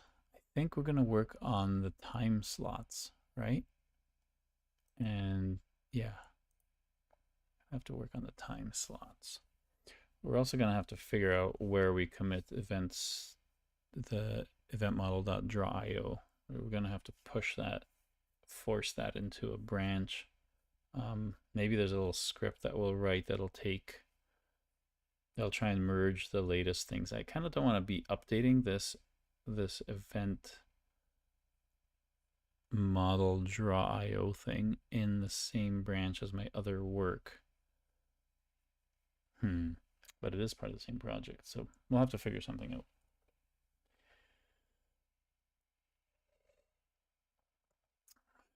So let's see what we do. Let's see what we can do.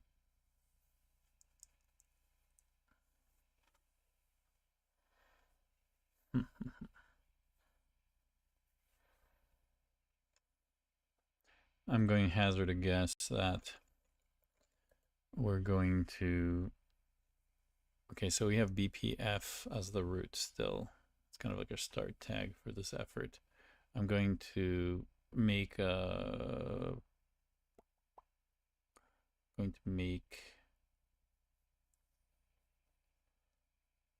going to make a branch called design, system design. And what we're going to do whenever we want to share what we did. It's very weird. It's almost like you need a work tree for your system design, because that kind of moves fluidly besides whatever may be going on in development.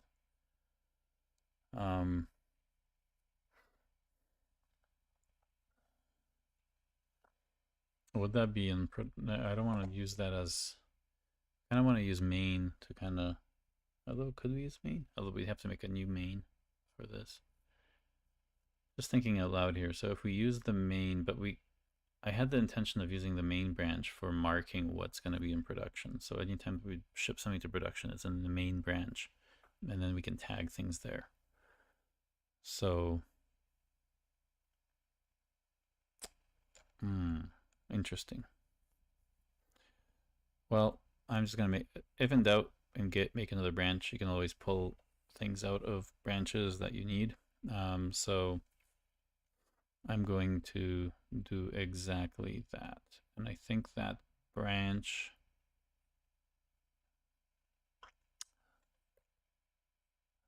let me just see what I committed on the first one. Just that. Okay, so I did just commit that draw IO and the ignore. That's actually a perfect start. So I was sort of thinking, which is good at times. Git checkout. No, I just want a branch. Make a branch. Git branch. And that branch should have the name BPF dash design. This is where the design happens and how we plan what's going to happen. This is what's leading the project. So let's create that branch. Oops, I actually want that branch to be pointing to not where we are right now, because that's pointing to where we are right now. So we want to git push to local. So git push dot, and we want BPF to whatever BPF is pointing to. We want to shove that into BPF design.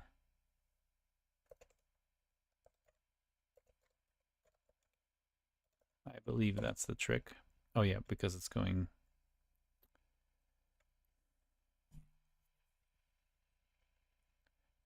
It has to be forced because it's losing history now that I pointed it to the last one, so that's got to be forced.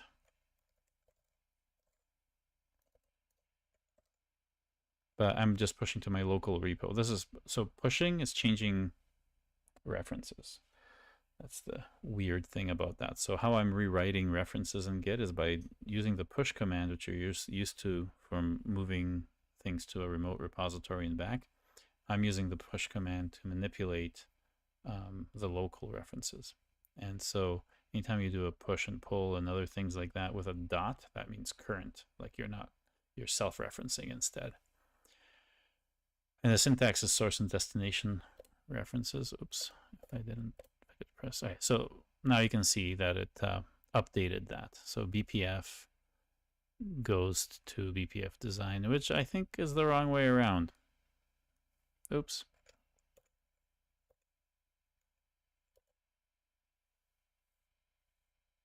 No, it's the right way around. The initial commit there is both BPF design and BPF. So what I want to do now is make a commit that only that only pushes the current state of the event model IO file and the weather files. I probably need some AI help with this because I don't remember the syntax for the different forms of the commit method when you're doing this esoteric stuff. But nice thing about Git is if you can dream it, it can do it. Commit event model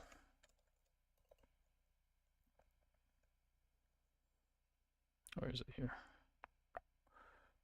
Event model dot draw IO to the BPF design without checking out that branch and only commit that file from the current working.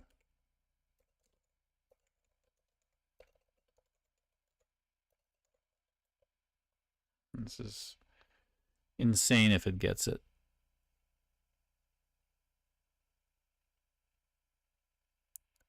Wow. So commit tree.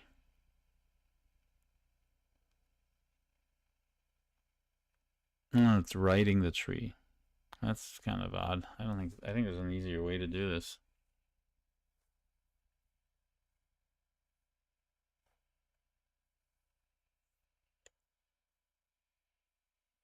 Well, we're gonna have to, this is kind of trying to dance around the inevitable, but we are going to have a work tree.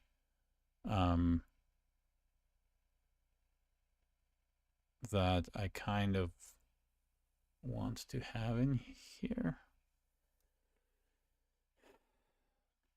One of the things that I hate is splitting up the fact that other files have changed, because now I should be working in the the BPF design branch to change the design, and if I need to pull that into my branch, I should be merging from there to there. I don't want to be moving any source code changes into the design branch. This is really important because people don't care as much as they should what the source and destination side of a merge are. And Linus Torvalds would have your head for back merges. So let's make sure that we do that correctly. And I think we can just apply the patch of what we changed in here, because actually, hold on a second. Did we actually change that file? I don't think we did. I don't think we changed the event model yet. I mean, we did change it, but we didn't commit it. So it's not sitting there in that. So if we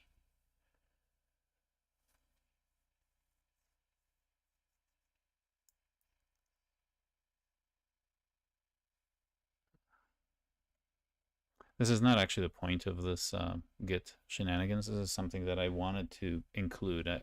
Designs like Miro diagrams or online discussions, ticket tracking systems are always outside of the Git repo. And my feeling is that it shouldn't be. You should actually be tracking all changes in your information around your project, and so everything should have its state in Git. I'm just trying to figure out a good convention for those, for where you put some of those things. So on that, let's think about how we're gonna do that. I could check things in and out. I hate. Okay, let's make a tree. Let's make a work tree.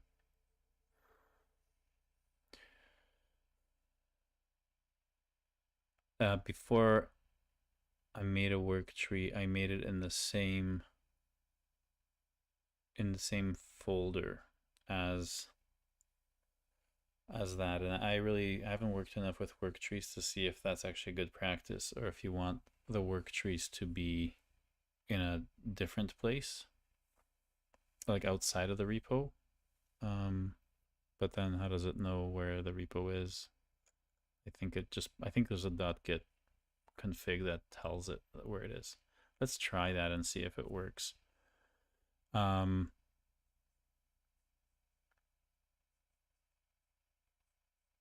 So let's press Control K and I'll say, hey, make a work tree for BPF -design.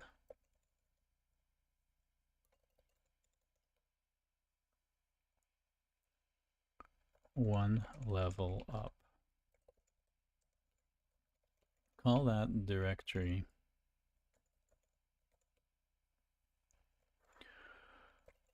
open spaces Como, oops.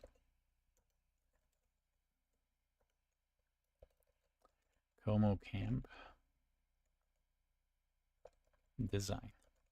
Let's see if this works. Work tree add dot dot dot bbf design. Ooh, that's a very simple syntax. Well done. So now all we have to do is copy this version of the file over there, commit it there. Not worry about this file ever, because we really are looking at a, you know, when we started the work, we should manually look at the other branch to see if anyone's changed the design. So yeah, let's do that. Cd dot dot open spaces ComoCamp design.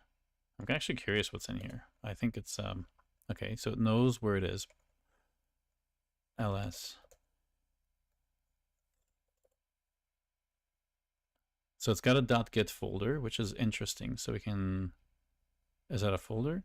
No, that's a file, it's a .git file. Interesting. So if we cat.git, look at that. It has the git dir redirection. Isn't that amazing? That's really cool. So that means it's sharing that, even though I'm actually outside of that repo, I'm going to be handling all the files in that original repo's directory. That's really cool. All right, so over here, if I do a git log, it should just show just the first commit, which is exactly where we are. But because we want to track the changes to the tracking, we can just copy the file from the other original directory. We want to copy it here. And good. So now git status.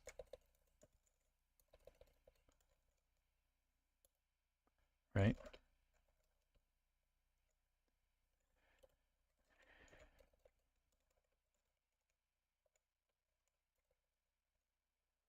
I'm not using my abbreviations. GC space git commit. Okay. And here we can track Adam started slice. Okay, now we can git push. You want the U. Okay, so we're tracking that as well now, which is good because now that I have that, we can cd back to where we were and git status, or again, let's use our abbreviations, GS, git status. We don't want the event model, right? So just in case, I'd never ever really want to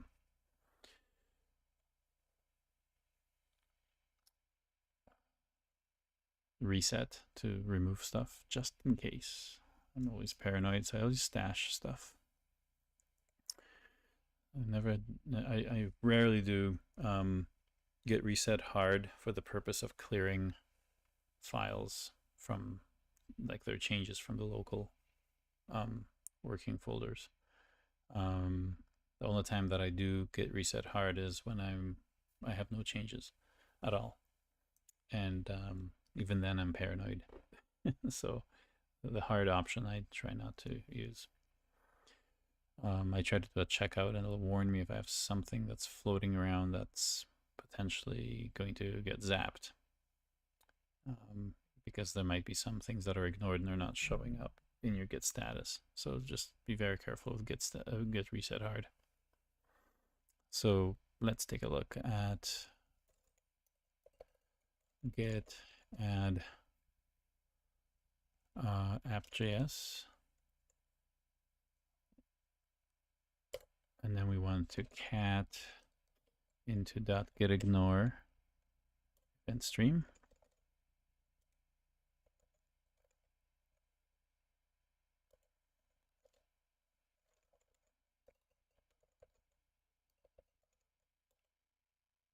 Okay, get add. Oh, it's a GA. See, GA, get add, and then we can do dot get ignore. Even though it's not been added to the index yet, notice that it's already ignoring the event stream. Right, so Git pays attention to whatever's in your git ignore file, whether that file has been added to the index or committed.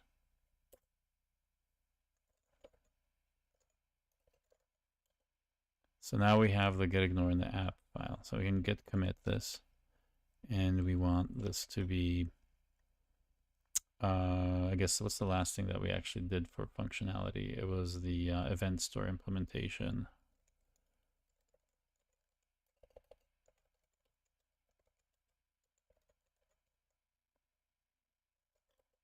Okay, git push. I don't have to press space to expand. I can just hit enter as well. It will expand. So yeah, again, fish abbreviations. Check it out. Really cool stuff. Maybe I should do a video on Git, on fish, fish shells features. They're just amazing. Anyway, mixed in with all this other stuff, really good. So now we have Git status, and we have this event model.drawio, which we already put in the other way. But I'm paranoid about erasing the changes here. So what I do is I do a git stash u. The u is to make sure that I'm stashing untracked files as well, and other things. I forget. I might have that wrong, but I think it's a more complete version of stash to make sure I'm not leaving something behind that I'll regret that I've erased by accident. So I'm very paranoid about these things. So now we have that annoying little asterisk on the command line here, because when you have something stashed, it'll give us a little *1, meaning you have one thing stashed away for something, and actually I don't want it or need it. So good. So what we can do instead of keeping this event model open, because we have the other one in the working tree open, now we just have to remember to go and commit that one, to go to the other directory to commit. So that's one of the things about, work trees that you got to be careful to remember.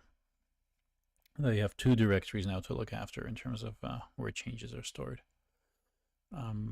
But it'll keep the history quite clean. So we'll just open a file, and we're going to go up.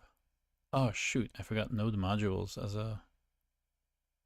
Did I commit node modules? I better not have. So we have this, and we just open up this. And this should have... Yes, it has our progress, right? So this is not in the actual folder here, right? Why do we have node modules? Does it automatically not commit them? What the hell's going on?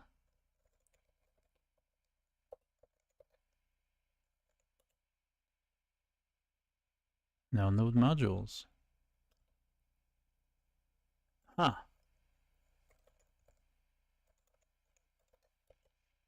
Oh, we did put all this stuff in here. Gross.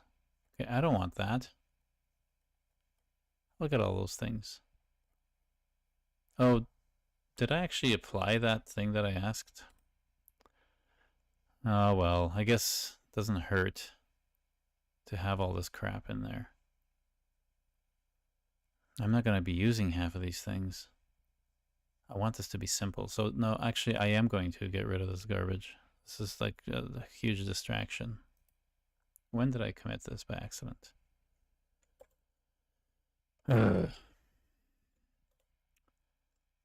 Ignore one. Dot get ignore. Oh, at the very beginning. Lovely. I have to filter branch this thing.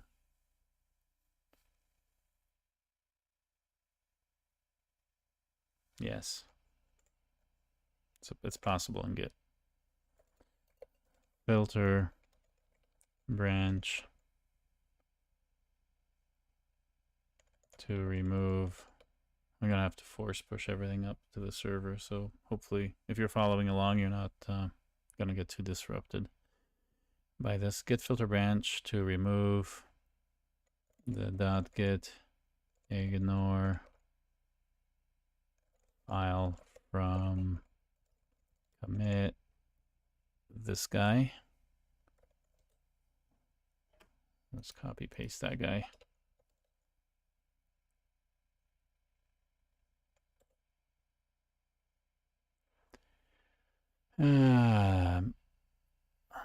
Pure prune empty. This looks pretty. Well, I guess I only had one git ignore change, which was the latest one, and all it added was our event store.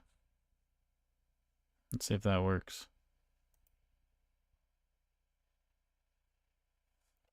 Blah, blah, blah, yes.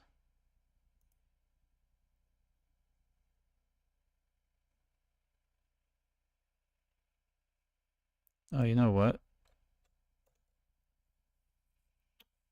I'm not sure if this has to have an escape, because in fish shell, I think up caret is a control character.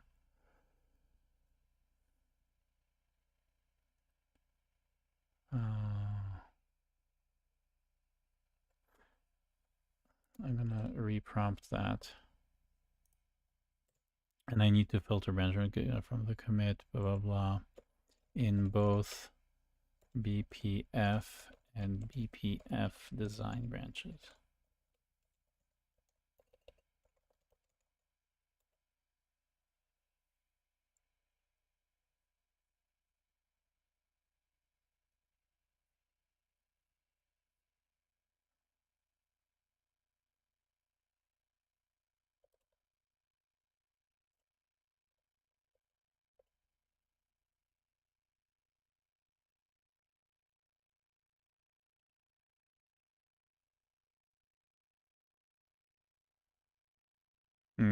Let's see if they're still connected.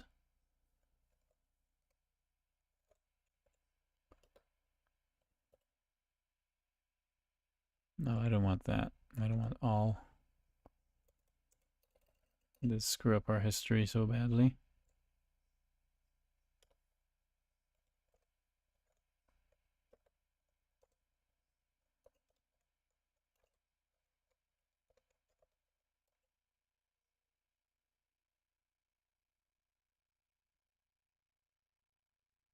That doesn't look good. No worries, we have reflog to rescue us if this isn't correct.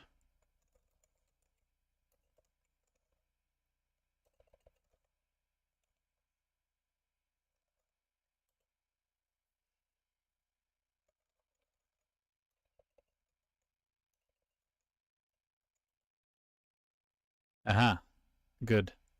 So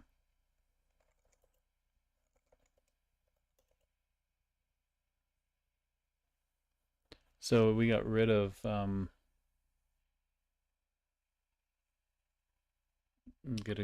git ignore file, which is okay. We don't really need one in the other branch.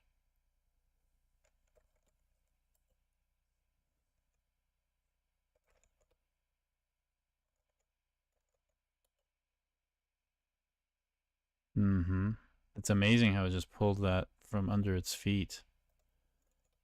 But it left the working folder the same. Atom started a slice, blah, blah, blah. That's cool. So yeah, has a new file, git ignore here. It's going to remove the git ignore. But what is...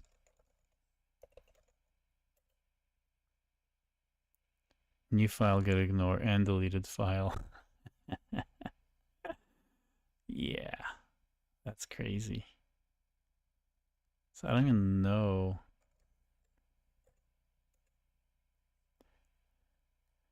Do we even know what it rewrote it to?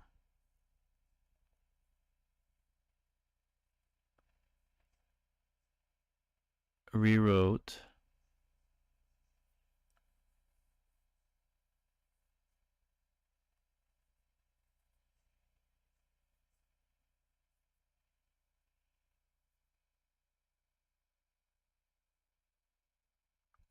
That's interesting.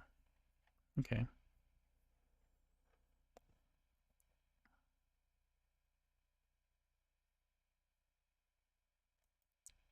Oh, we need to unstage it. God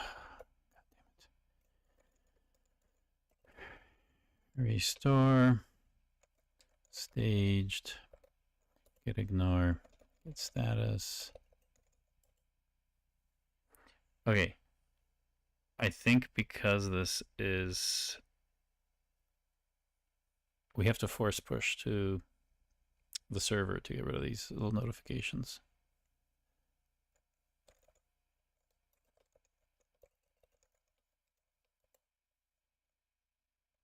Yes, good. And we only have that in here, which is good. And so if we go back to here, we obviously have these two things up there. So get status will give us the same problem because the server has... interesting. It only had... okay, so did it push BPF up?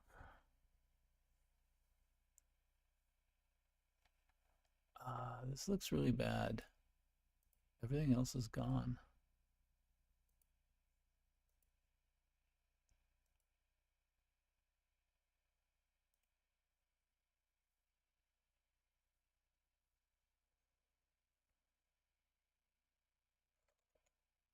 What do we have in our log here? We just have the initial commit. Well, that's not good.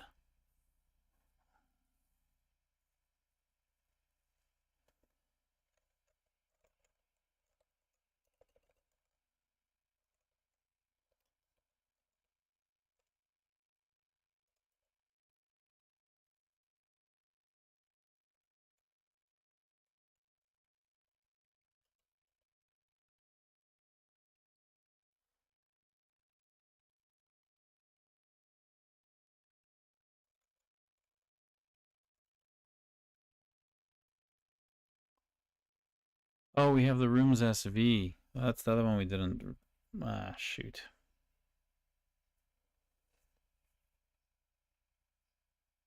Yes, of course, BPF is that. We didn't do the filter branch on...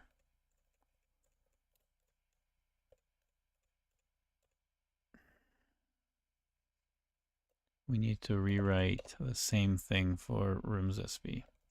That's what I was looking for.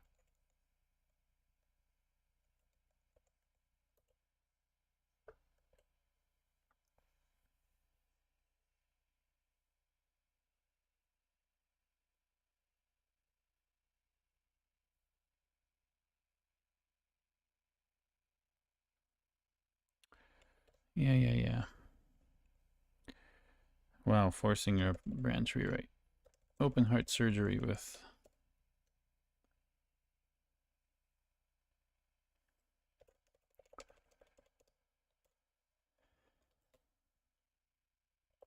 of course, I put the capital F because I have my caps lock on. Not gonna work. Yeah.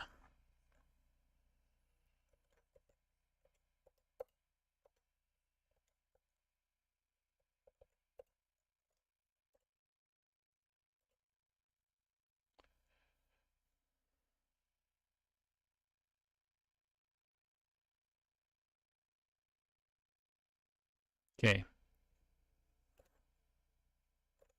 So if we do a get glog,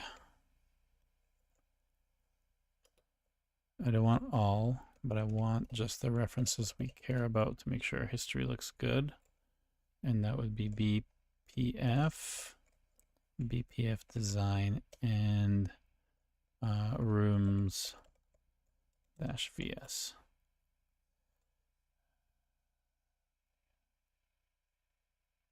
Unknown revision. Ooh, that's not good.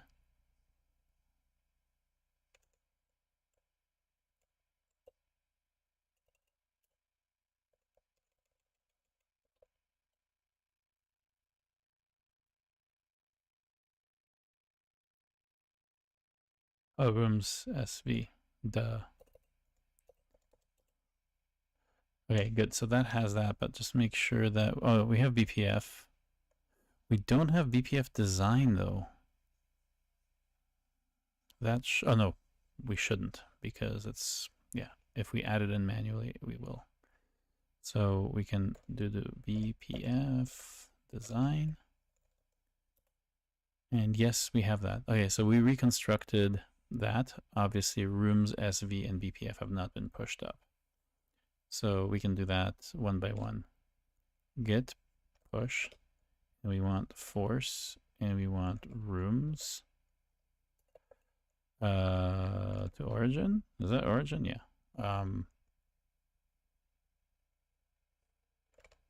Rooms. We want our BPF, and we want our BPF design. So now when we do the git log, we should see all those references point to upstream, like where the remote references are. And we do. All right, so we fixed the problem. So on to the next thing. So now let's do the next. Actually, we have one more thing to do here, because we need to add to the get ignore. We're in the wrong place.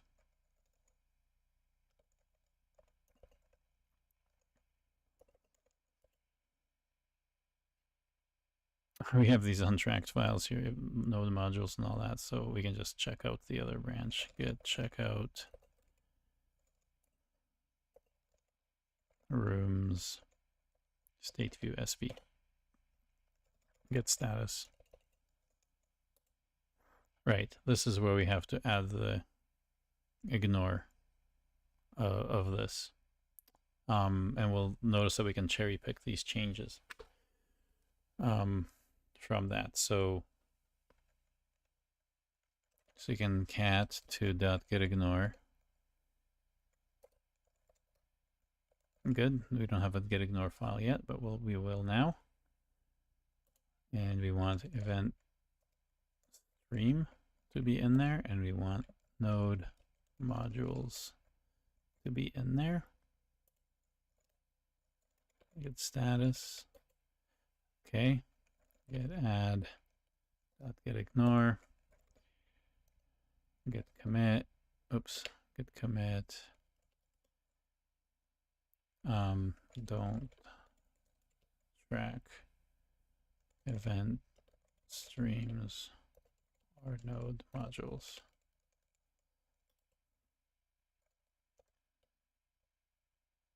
Okay, so that's that.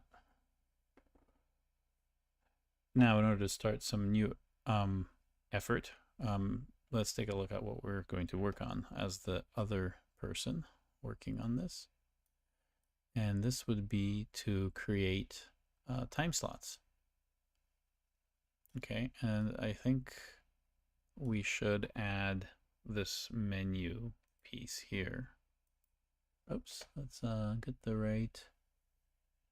See, I put it in the wrong one. There's a communication layer, but this actually needs to be in the progress layer.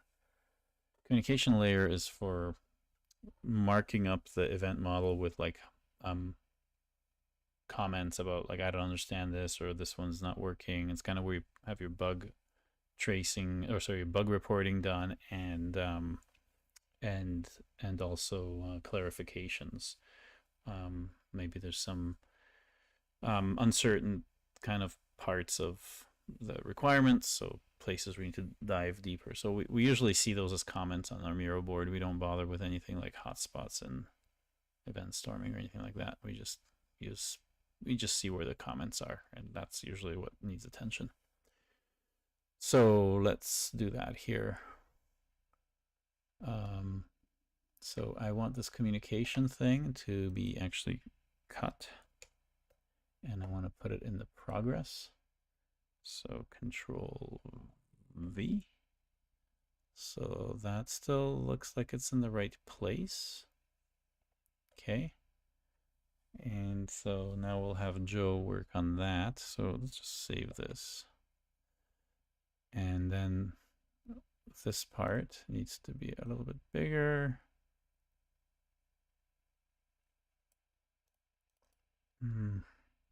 Just add a few more spots here.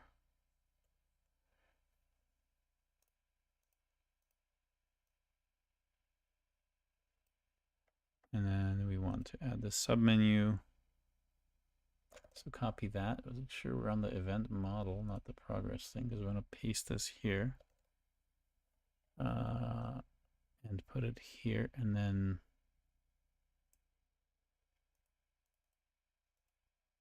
we want to take this nice color, copy it because it doesn't put it in the history, unfortunately, and I want to have the time slots as the one that's highlighted like that in that beautiful pink color. That would be here, and font color. Oops. What the hell happened?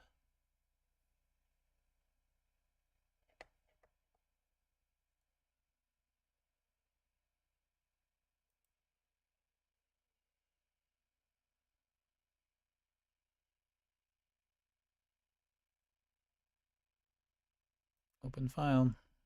I hope that got saved.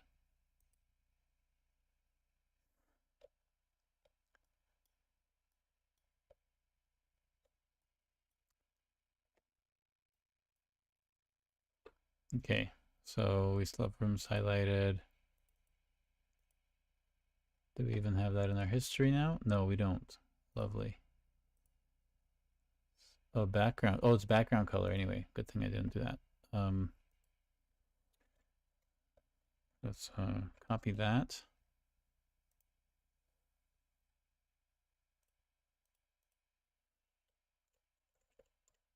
And then background color.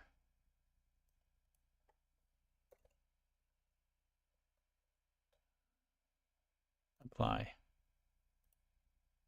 And then here we can apply. Okay, so now that's time slots. So now we know what it looks like. And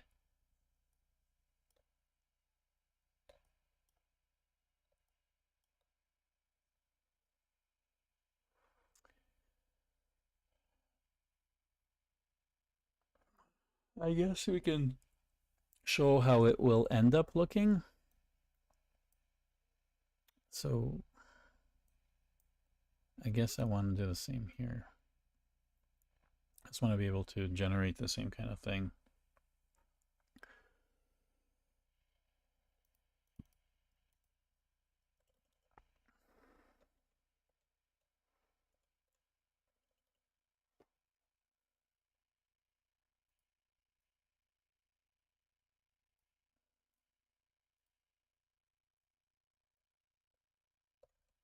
And we don't want to be on progress. Why do we default to progress? Okay. Let's move this here. That looks good. Okay. Remember, we're changing this in a different directory. This is not actually going to come up. If I save this and do a git status here, it's going to show nothing because we're actually not working in this directory. We have our own branch for the design progress. So what do we do next here? Next, we have to make a new slice, which would be this thing for adding time slots. So we want to do a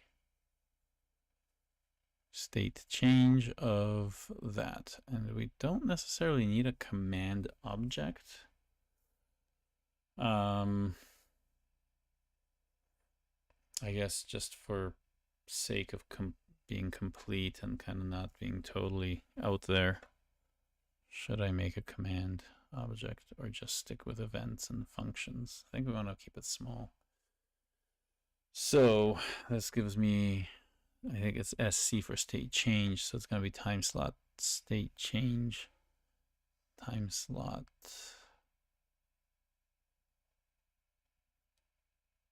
Yeah, time slot state change. So get branch. So we want to check out. We want a branch called time slot. And this branch is going to be adding them. So time slot add. And that's going to be a state change. So we want the SCs and the SVs to indicate blue or green slice types. And that's not going to be done from here. Remember, in our talk about branching, that's going to be done off of the same commit where we started everything. So we have a start commit. So we simply give that name here, and this is our BPF commit, branch per feature. That's the first commit that we have on here where everything is kind of fanning out from. I kind of don't want to check it out yet. I just want to create it and look at it. So we're going to get branch, and call it time slot, whatever, and we're going to put the reference that it's going to be put on as the BPF reference. So now if we do a git log, where's our git log?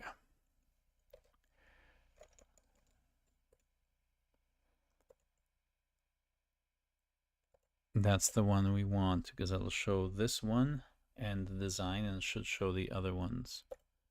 Okay. So now here you can see that we have our commits to make this particular piece of functionality work. We have our design branch where we kind of keep track of everything. Like Adam started the slice and we revised the event model or whatever. And then here we're starting up a time slot add, right? The other thing I was supposed to be doing is integrating all of my changes to an integration branch, but I have not been doing that. And if there's no other work that's going on at the same time, unless you do a force a commit for a merge that does nothing, you will just be tracking the integration branch along your feature branch. There won't be any extra commits, so it'll just be, you know, a reference to an existing commit anytime you do an integration push. So no point in doing that. But now there will be, since we're going to be doing the next effort here, and we'll try to, you know, go back and forth between the two. And I gotta really watch it here as to how I'm doing on time, because I'm starting to get hungry. It's 6:30 here. So time to eat something and then maybe continue with this later. But let's first see how does one actually start this. So let's say I'm the other developer and I'm like, hey, Adam, thanks for all the lovely work. How do I now start this? Well, you would start from your own branch. Oh, so we would do a git checkout. Do I want another work tree? Interesting. And I could open it from there to kind of put myself in the... it's too much jumping around. Let's just do it all in here. So let's check out the time slot. Add SC. Notice everything else disappeared. One of the things that they'll ask for is like, hey buddy, what happened to the events? they'll only have the code and they won't be able to run it. So that's kind of like in my previous feature branch. I should have added that as code, that example data as some environment setup that then I could share with people instead of just having it locally. This doesn't matter what branching technique you use. If you don't share your environment somehow, you're obviously asking for people to guess how you got it working. So get status. We check that out. We have these files. We're gonna kind of cheat because we're gonna have them here. I do not want node modules though, do I?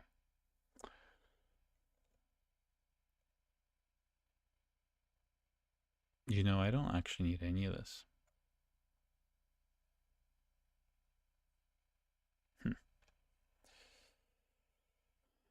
But let's just forge on here, and let's just assume I don't have node modules.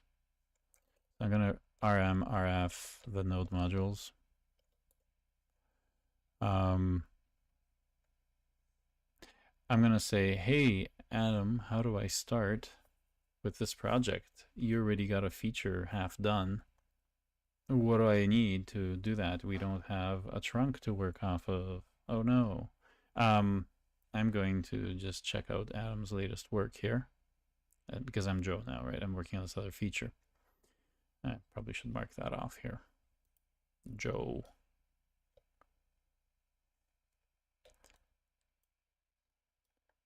So if I'm working on this one here, this would be Joe. I'm gonna mark that in progress. Did I move this to progress? Yes. Little dot here tells me that I'm on that layer. So progress. I'm gonna copy that, paste that, gonna move that.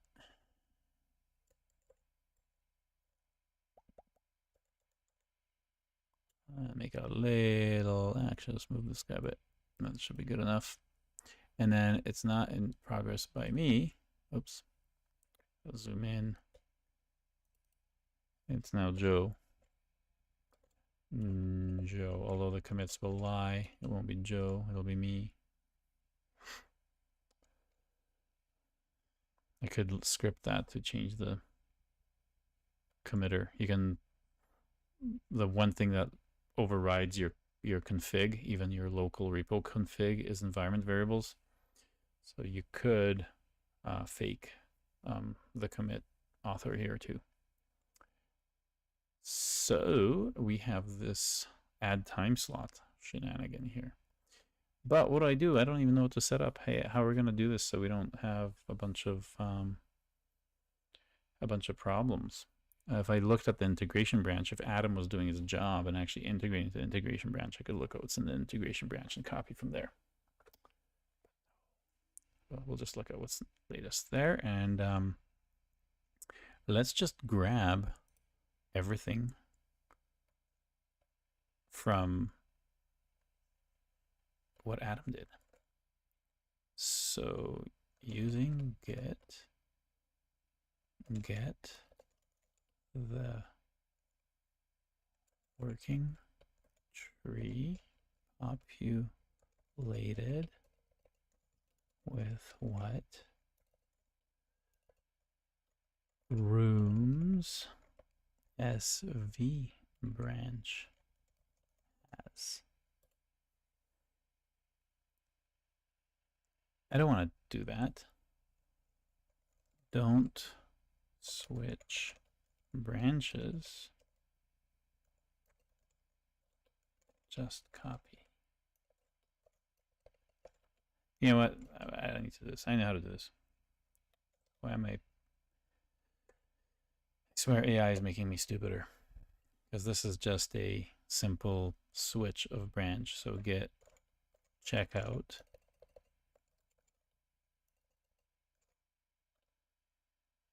The last branch we were on, so minus. That puts us back where we were. But if I want to keep my working tree the way it is, in other words, copy it, but switch to the next one, all I need to do is do a get reset There's a big git checkout.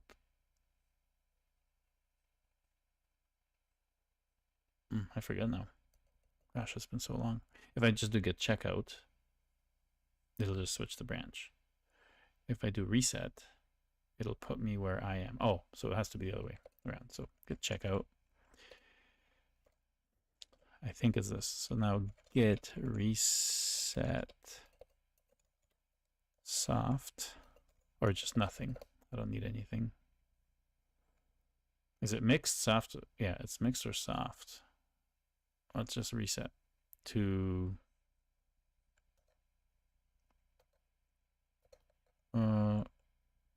wow, so many. That's local branch. So if we just reset to that, notice what it did. I'm still in this one, and these are unstaged files after reset. So git status.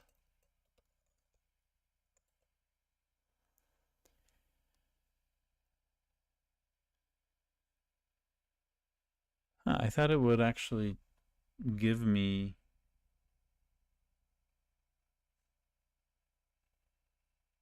okay, I have main, but it's all deleted. I have to restore them. Do I have to do mixed or soft?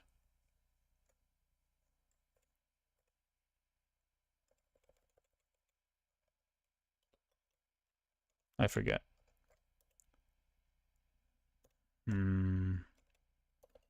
Soft?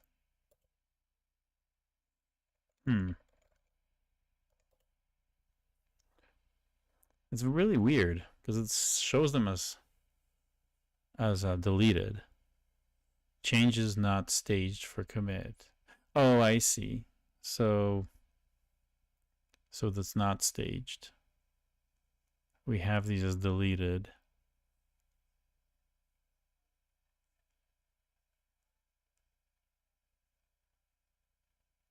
And it's so bizarre, the phrasing of this. I can see why people get thrown off by git syntax.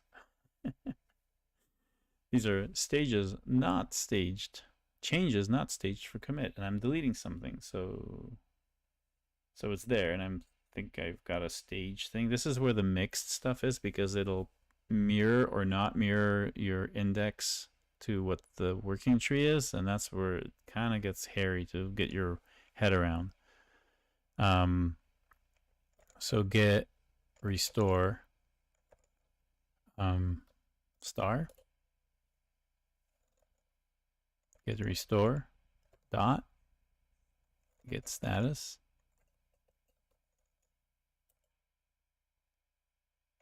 ls tree. Do we get everything back? Yeah. Okay, cool. So what we've done now,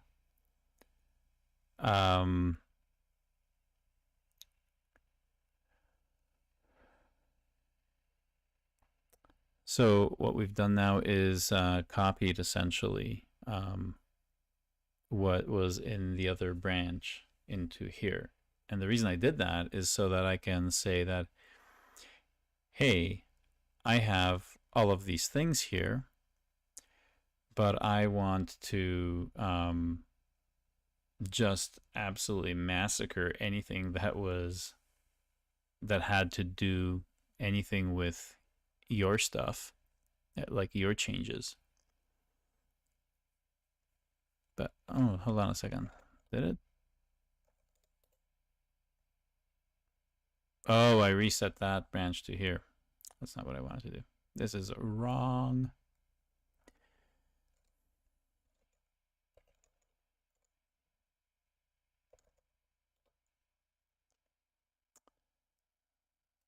So I have to reset that.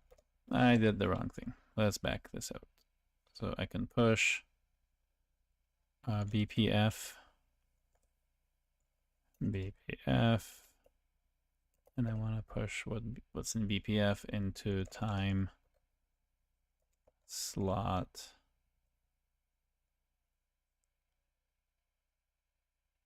Oh, I know. I can reset it back now.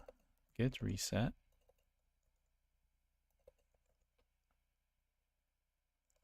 Soft. And what I need to do is to make it BPF.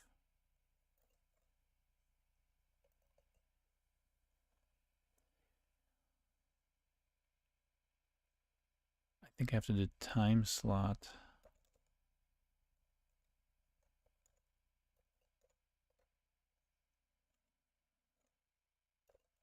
Is this the syntax? With paths.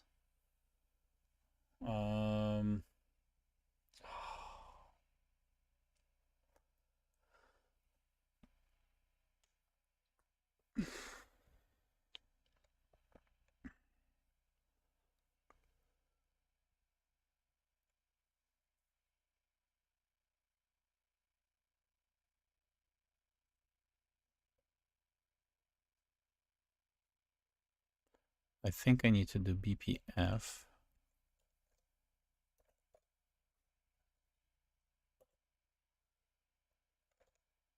Now I have to do the log thing again to just see.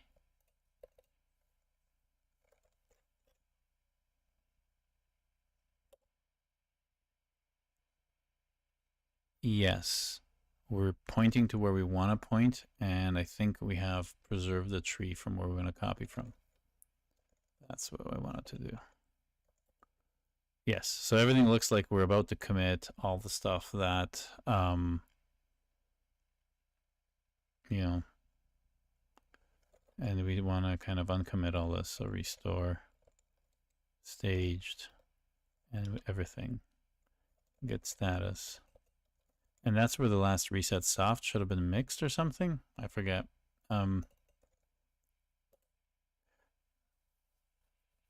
Okay, good. So it's as if we copied everything from the other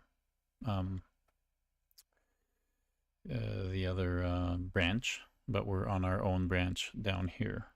We look at our log, we notice that head is down there, which is the time slot add, but we copied all this stuff. So since we copied everything, what do? We really don't want any of the views that we have, but we're kind of copying from our friend, right?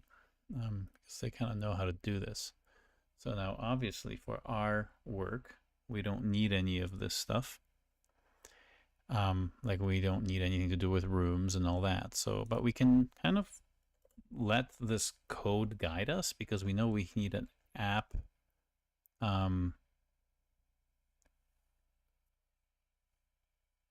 If we need the, we first need to show, yeah, so we need a get, and we need to have time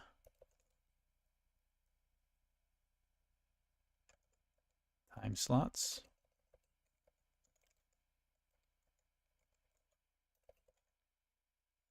Right? So yeah, we have what we needed. Let's just not get too ahead of ourselves. Let's do one thing at a time. So then we need the time slot state view, right? So we can also make fake events about, you know, what the time slots look like. But because we have this image of like what the other person was doing, we could really copy quite closely what's going on here.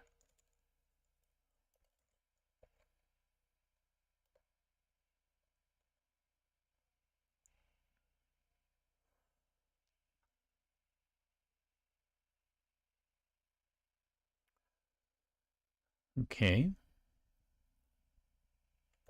So we do that.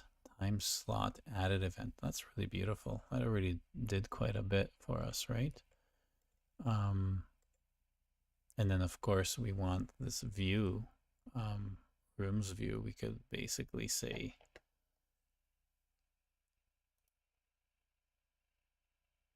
FJS and say add a time slots UI,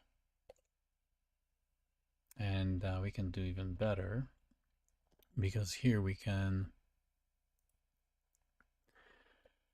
kind of copy what they look like, right? So we can kind of grab both.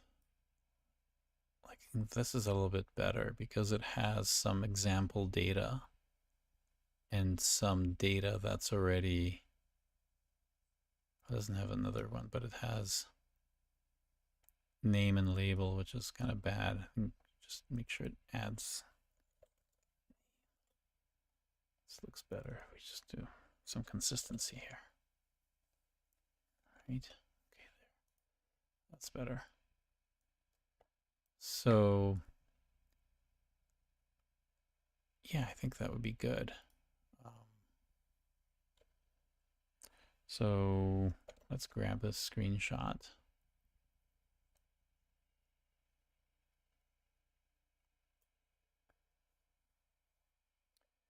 And just copy this. And then we can go to here, paste it in.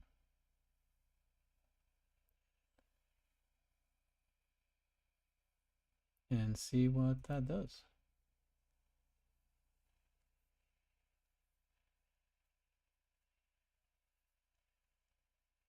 Nope. Don't want that. I think I had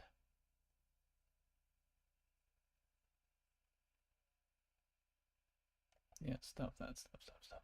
We had it going much better last time. I'm wondering if it's because we have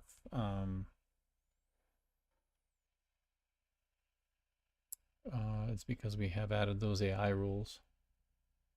Just make sure we don't. If there is an image of UI to use, use the mustache syntax and place it where others are. Okay, maybe that'll do it. So let's go back up here, and we have the image, time slot UI, and let's try again with the code base.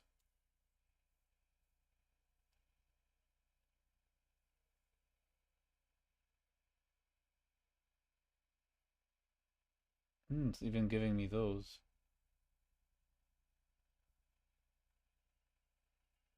That's not okay. I wonder what what did I ask last time?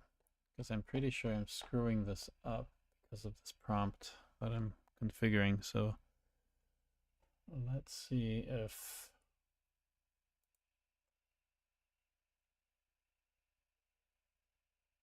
mustache view for rooms. I actually set it specifically.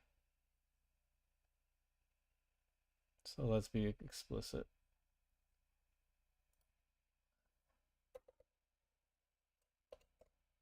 So create mustache view for, and what do we have in here? We had a time slot. Time slots. And let's create it with the code base.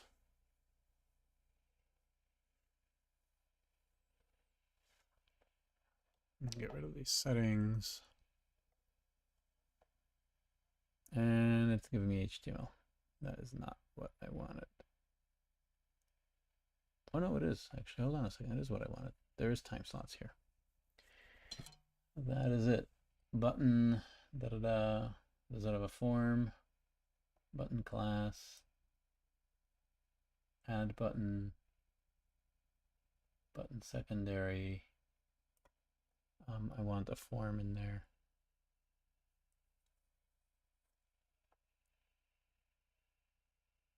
So let's edit that. Time slots.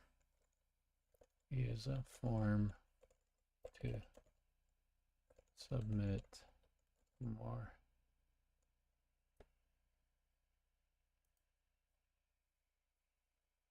See what happens there.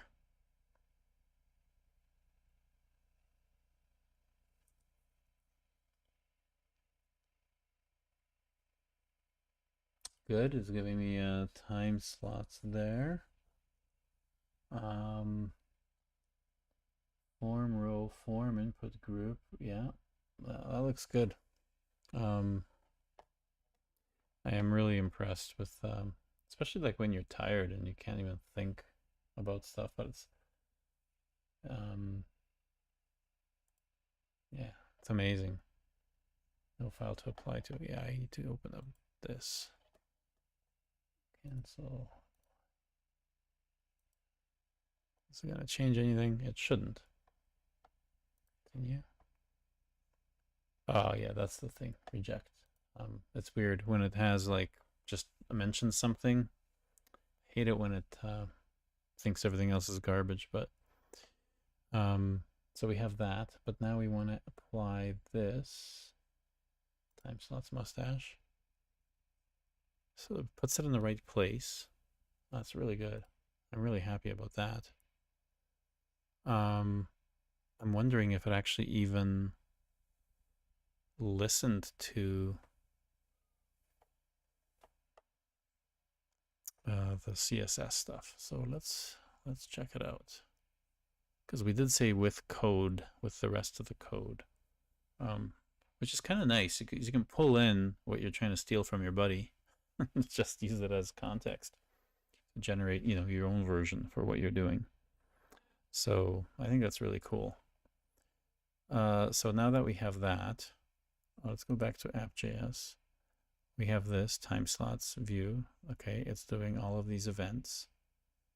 And if it doesn't have any, it should have a blank. So this should technically work. I'm not holding my breath here for it to work, but might as well give it a stab. Nope. Oh, what does it have? Modules not found. Oh, right. I got rid of the modules because we're pretending. npm install.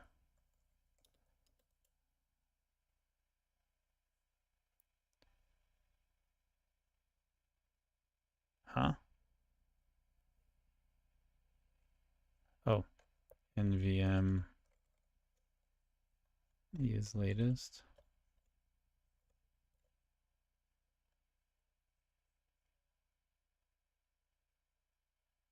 It's just a warning. Do we actually have node modules? We do. Okay, so why is that so? I guess it caches them locally. Doesn't download anything. Okay, that's good. So now we have rooms and time slots. So this should still work as it copied it blatantly. Yeah, okay. But I don't want that feature, obviously. I don't want my boss to know that I copied someone. So I'm going to delete all those other parts.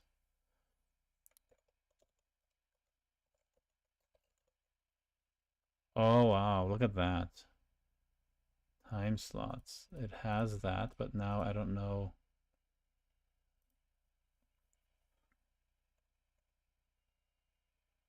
Yeah, breakfast. Yes. Good. That's really good. So it does work. I do want to check whether now we have create app.js current file. I don't want that. I want to create files, create to example time slot added events in the event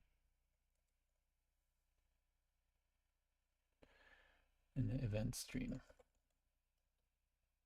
directory.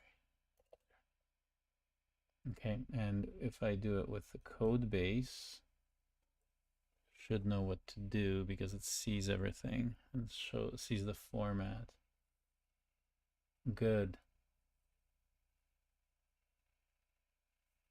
Intro and keynote. Very nice. Okay, so just apply these and accept, and apply this and accept, and then just it's just data, so I shouldn't have to do anything. Oh my goodness. Very, very nice. Although I don't like that it's repeating that. Obviously made a little mistake here. So time slots mustache.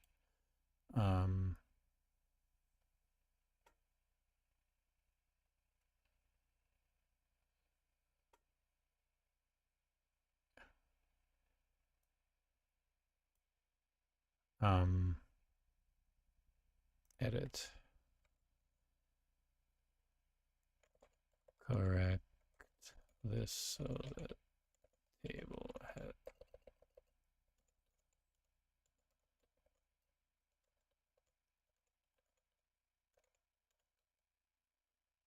And that's why we didn't see the headers last time. Right? So I wonder if that reloads dynamically. No, it caches it to rerun it.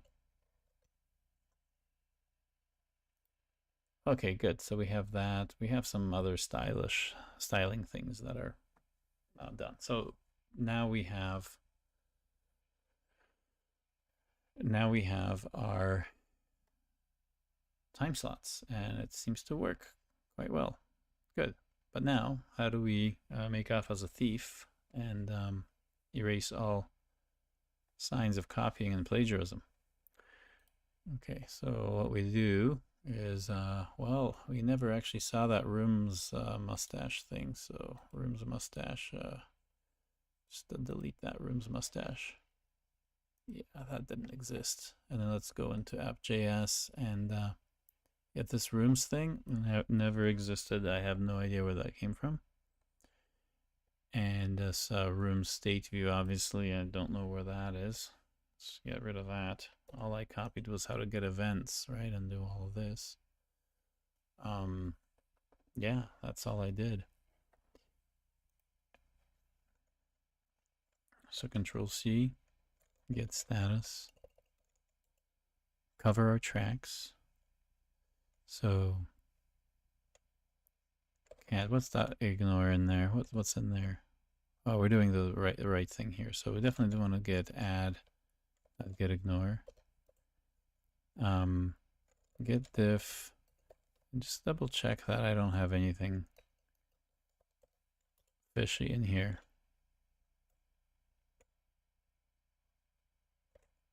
Why is that not working?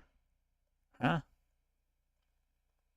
Untracked files app.js. Oh, it's the whole thing, right? There's no diff. Duh. I guess I could just look at it just to make sure I have no other things. So yeah, I mean, I like, squashing that up. So we, there's definitely going to be some other opportunities to squash things up, and that we can see the complete solution having,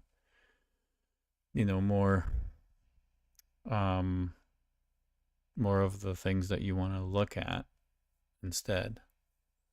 And let's just see how we would integrate those two. So I think after this, I'm done for today. It's been a long stream, 3 hours. So as usual, for those that enjoy this and can fall asleep to it, great. Those that learned something, great. Happy that everyone that stayed. And of course, you can always go to Discord and others to ask questions about what I'm doing. I'll read the chats during that, and to those that were listening and pointed out that Twitch had a black video. So I'm gonna have to check out what happened there, whether the resolution's wrong or something. I know Twitch had a problem with higher resolutions, I think, but I didn't think I set it as a very high resolution this time. So we'll find out what happened there. Next thing is, yeah, so we want to commit this work. We took away our, oh, interesting, our main CS. Why is that crossed out? Oh, it's just, I think this view, this file view was kind of stale. So it was actually there because our page wouldn't look good if it wasn't. So what else do we have? We have that. We have our JSON and the public stuff for views and all that. Yeah. So now if we just do a get add everything, get status GS space, we have kind of what we want, including the CSS that we're going to share. All good. So now when we do this, we commit it. So get commit added time slots.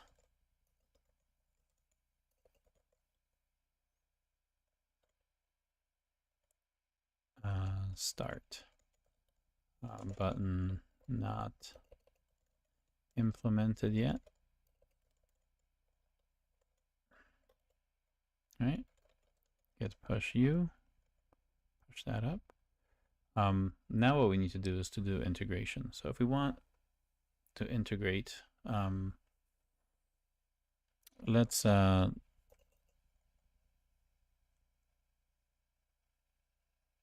assume that the other person integrated first. So original Adam did that. So git checkout. And here we're going to do what was our, it was our rooms. And now what we want to do is get branch and start a branch called BPF integration. Just call it int. I don't want to integ. Maybe that. So it's not an integer. No, that's still integer.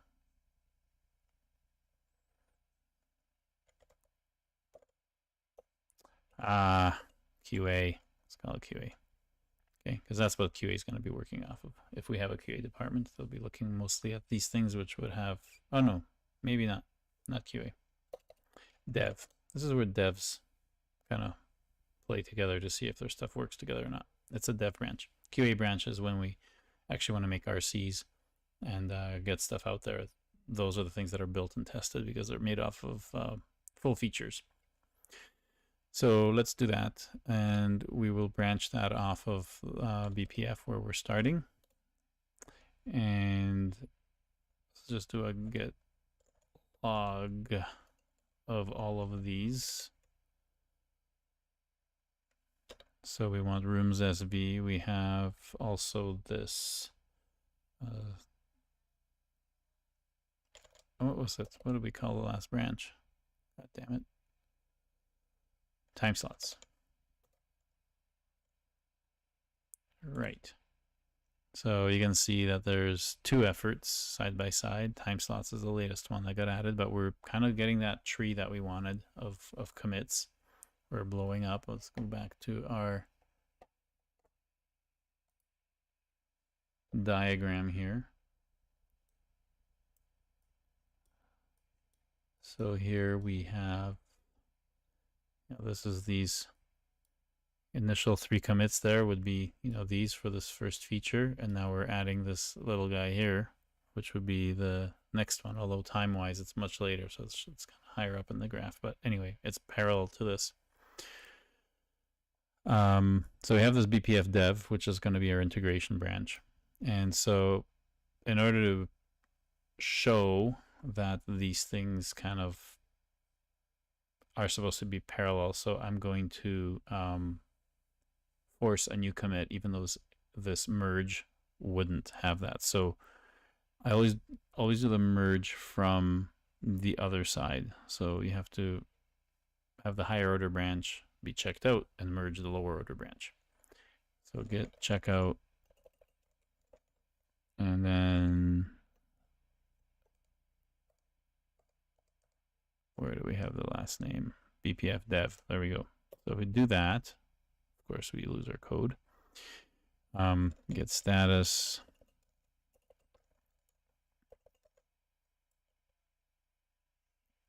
We have some stuff that's not tracked. But do we care? Is it gonna cause issues if we merge? I don't care. And the first thing that we're merging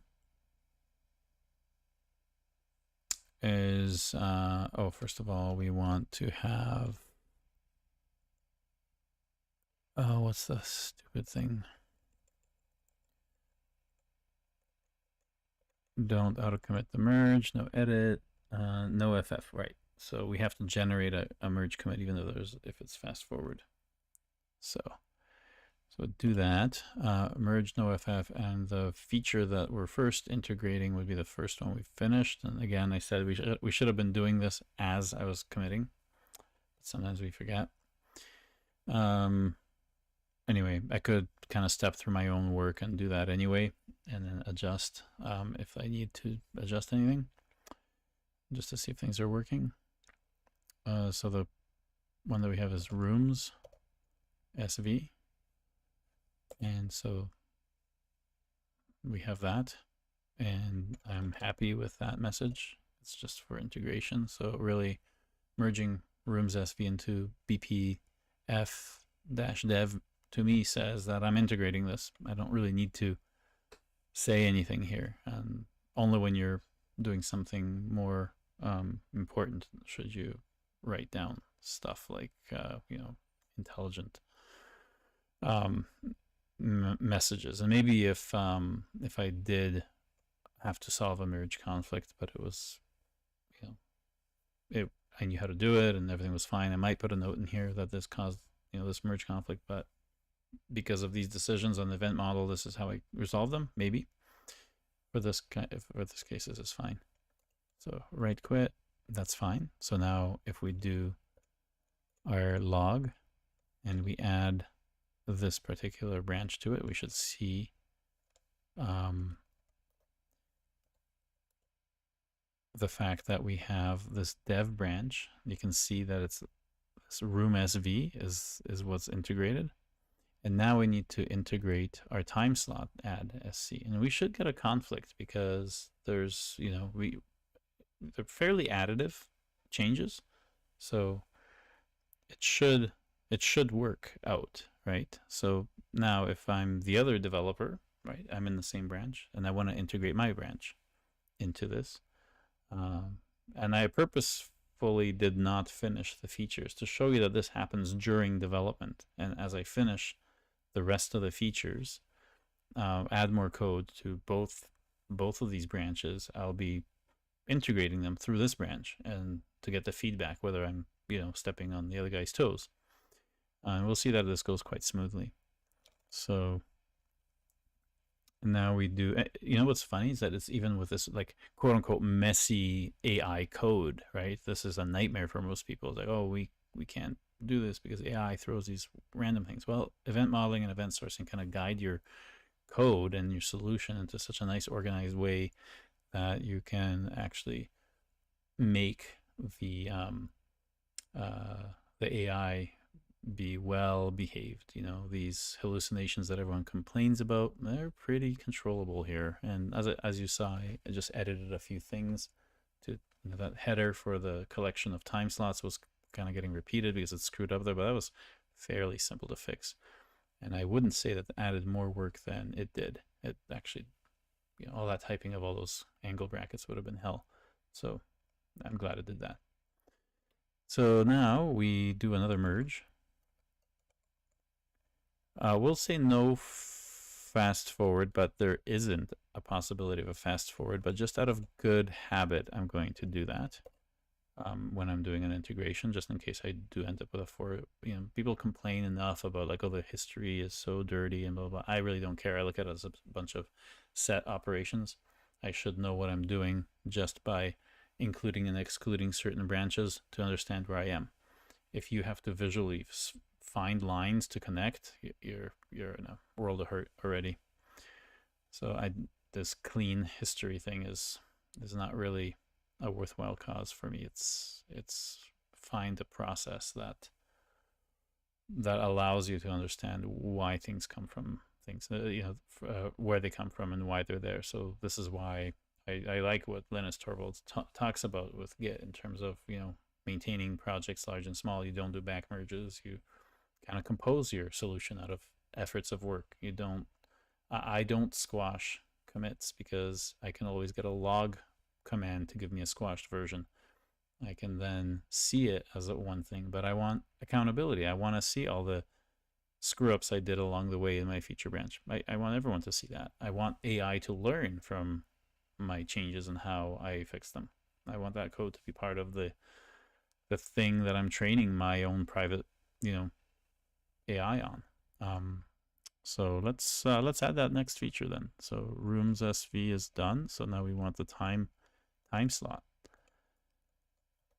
right? And this one will result in a conflict. Yes, just like we knew it. It's an app.js, because what did we do in app.js? In one we added one route, and in the other we added the other route, and they were not the same thing. So it's right for Git to complain and not auto merge them, right? So let's just take a look at what happened here. So there's a slot state view and a room state view, right? And it's trying to see that like it's ending, in the same thing. So it's really not doing this correctly, right? So I have to accept both because we need both. It's not that one replaces the other. Like it's pretty clear, even from the event model, that we need both of these. We need the green box and we need the blue box. We need both green boxes actually, because this is actually, I am doing a green box on the other side. I probably shouldn't have. Kind of went the wrong way, but in this case, this would have come up anyway in another one. So, yeah, maybe that's a bad example. I shouldn't have pulled this in, but regardless, I'm kind of doing two slices at once because I am bringing in the green box on the other side, and I didn't want to. So we'll just accept both changes, and then of course I need to. Oh, look at that! It knows what to do. Wonderful! Isn't merge conflict resolution easier with AI? And over here I have. It says, hey, what do you mean? You have rooms and you have time slots. Which do you mean? Well, I actually mean both, because they are both correct, right? I need both, right? And I really didn't need this. I don't know what the merge editor is. I think I have to configure one. I haven't played it. Maybe it's the nice shiny one from GitLens, but it's so simple that the native thing worked in here, right? The one that comes with this. So now that's the only conflict we had. Fix conflicts, then commit the results. So git status. It should still report this as having unmerged path. So use fix conflicts and run commit. Use git merge abort to merge. Yeah, so fix conflicts and run git commit. Okay, so git commit. Not possible because you have unmerged. Okay. Oh, git rm, of course. I thought they changed it. I always added. So that's how I resolve that. And now git status. Right. Okay. So now it has that. And I really don't need anything fancy here because, again, I didn't really need to explain anything. It was the additions from both sides were valid. And the merge command mangled a little bit because it saw repeated code. It thought it would, like, the endings of those functions were, it's dumb, right? It didn't know. So that's okay. So that's changes to be committed. That those are all comments. So I'm happy to say that I've now merged this feature to here. So that's right, and quit that, and there we are. And so now if we look at the history, then we notice that we have our integration branch, which has two commits. It has one feature, a next feature, and then we can check out the other branch and continue on the work. And yeah, so this, I spent a lot of time talking and setting up environments here, but once this is going for a project, this is like seconds of moving around. It's quite easy to just check out the integration branch to integrate what you're doing and see if you get any nasty results, right? Or set up some automatic server to do that for you, whatever. Doesn't matter. I'm happy just to do a quick git checkout minus, which always, throws me to the previous branch, which most of the time is the dev branch, which is the integration branch, and then git checkout minus again to get back to where I am in terms of my feature work. So I hope that helped people. Again, look out for the the podcast episode that's going to be out shortly. Just have to edit it. And then we also have a workshop coming up. So let me see if I can get those back on the screen. Where are they?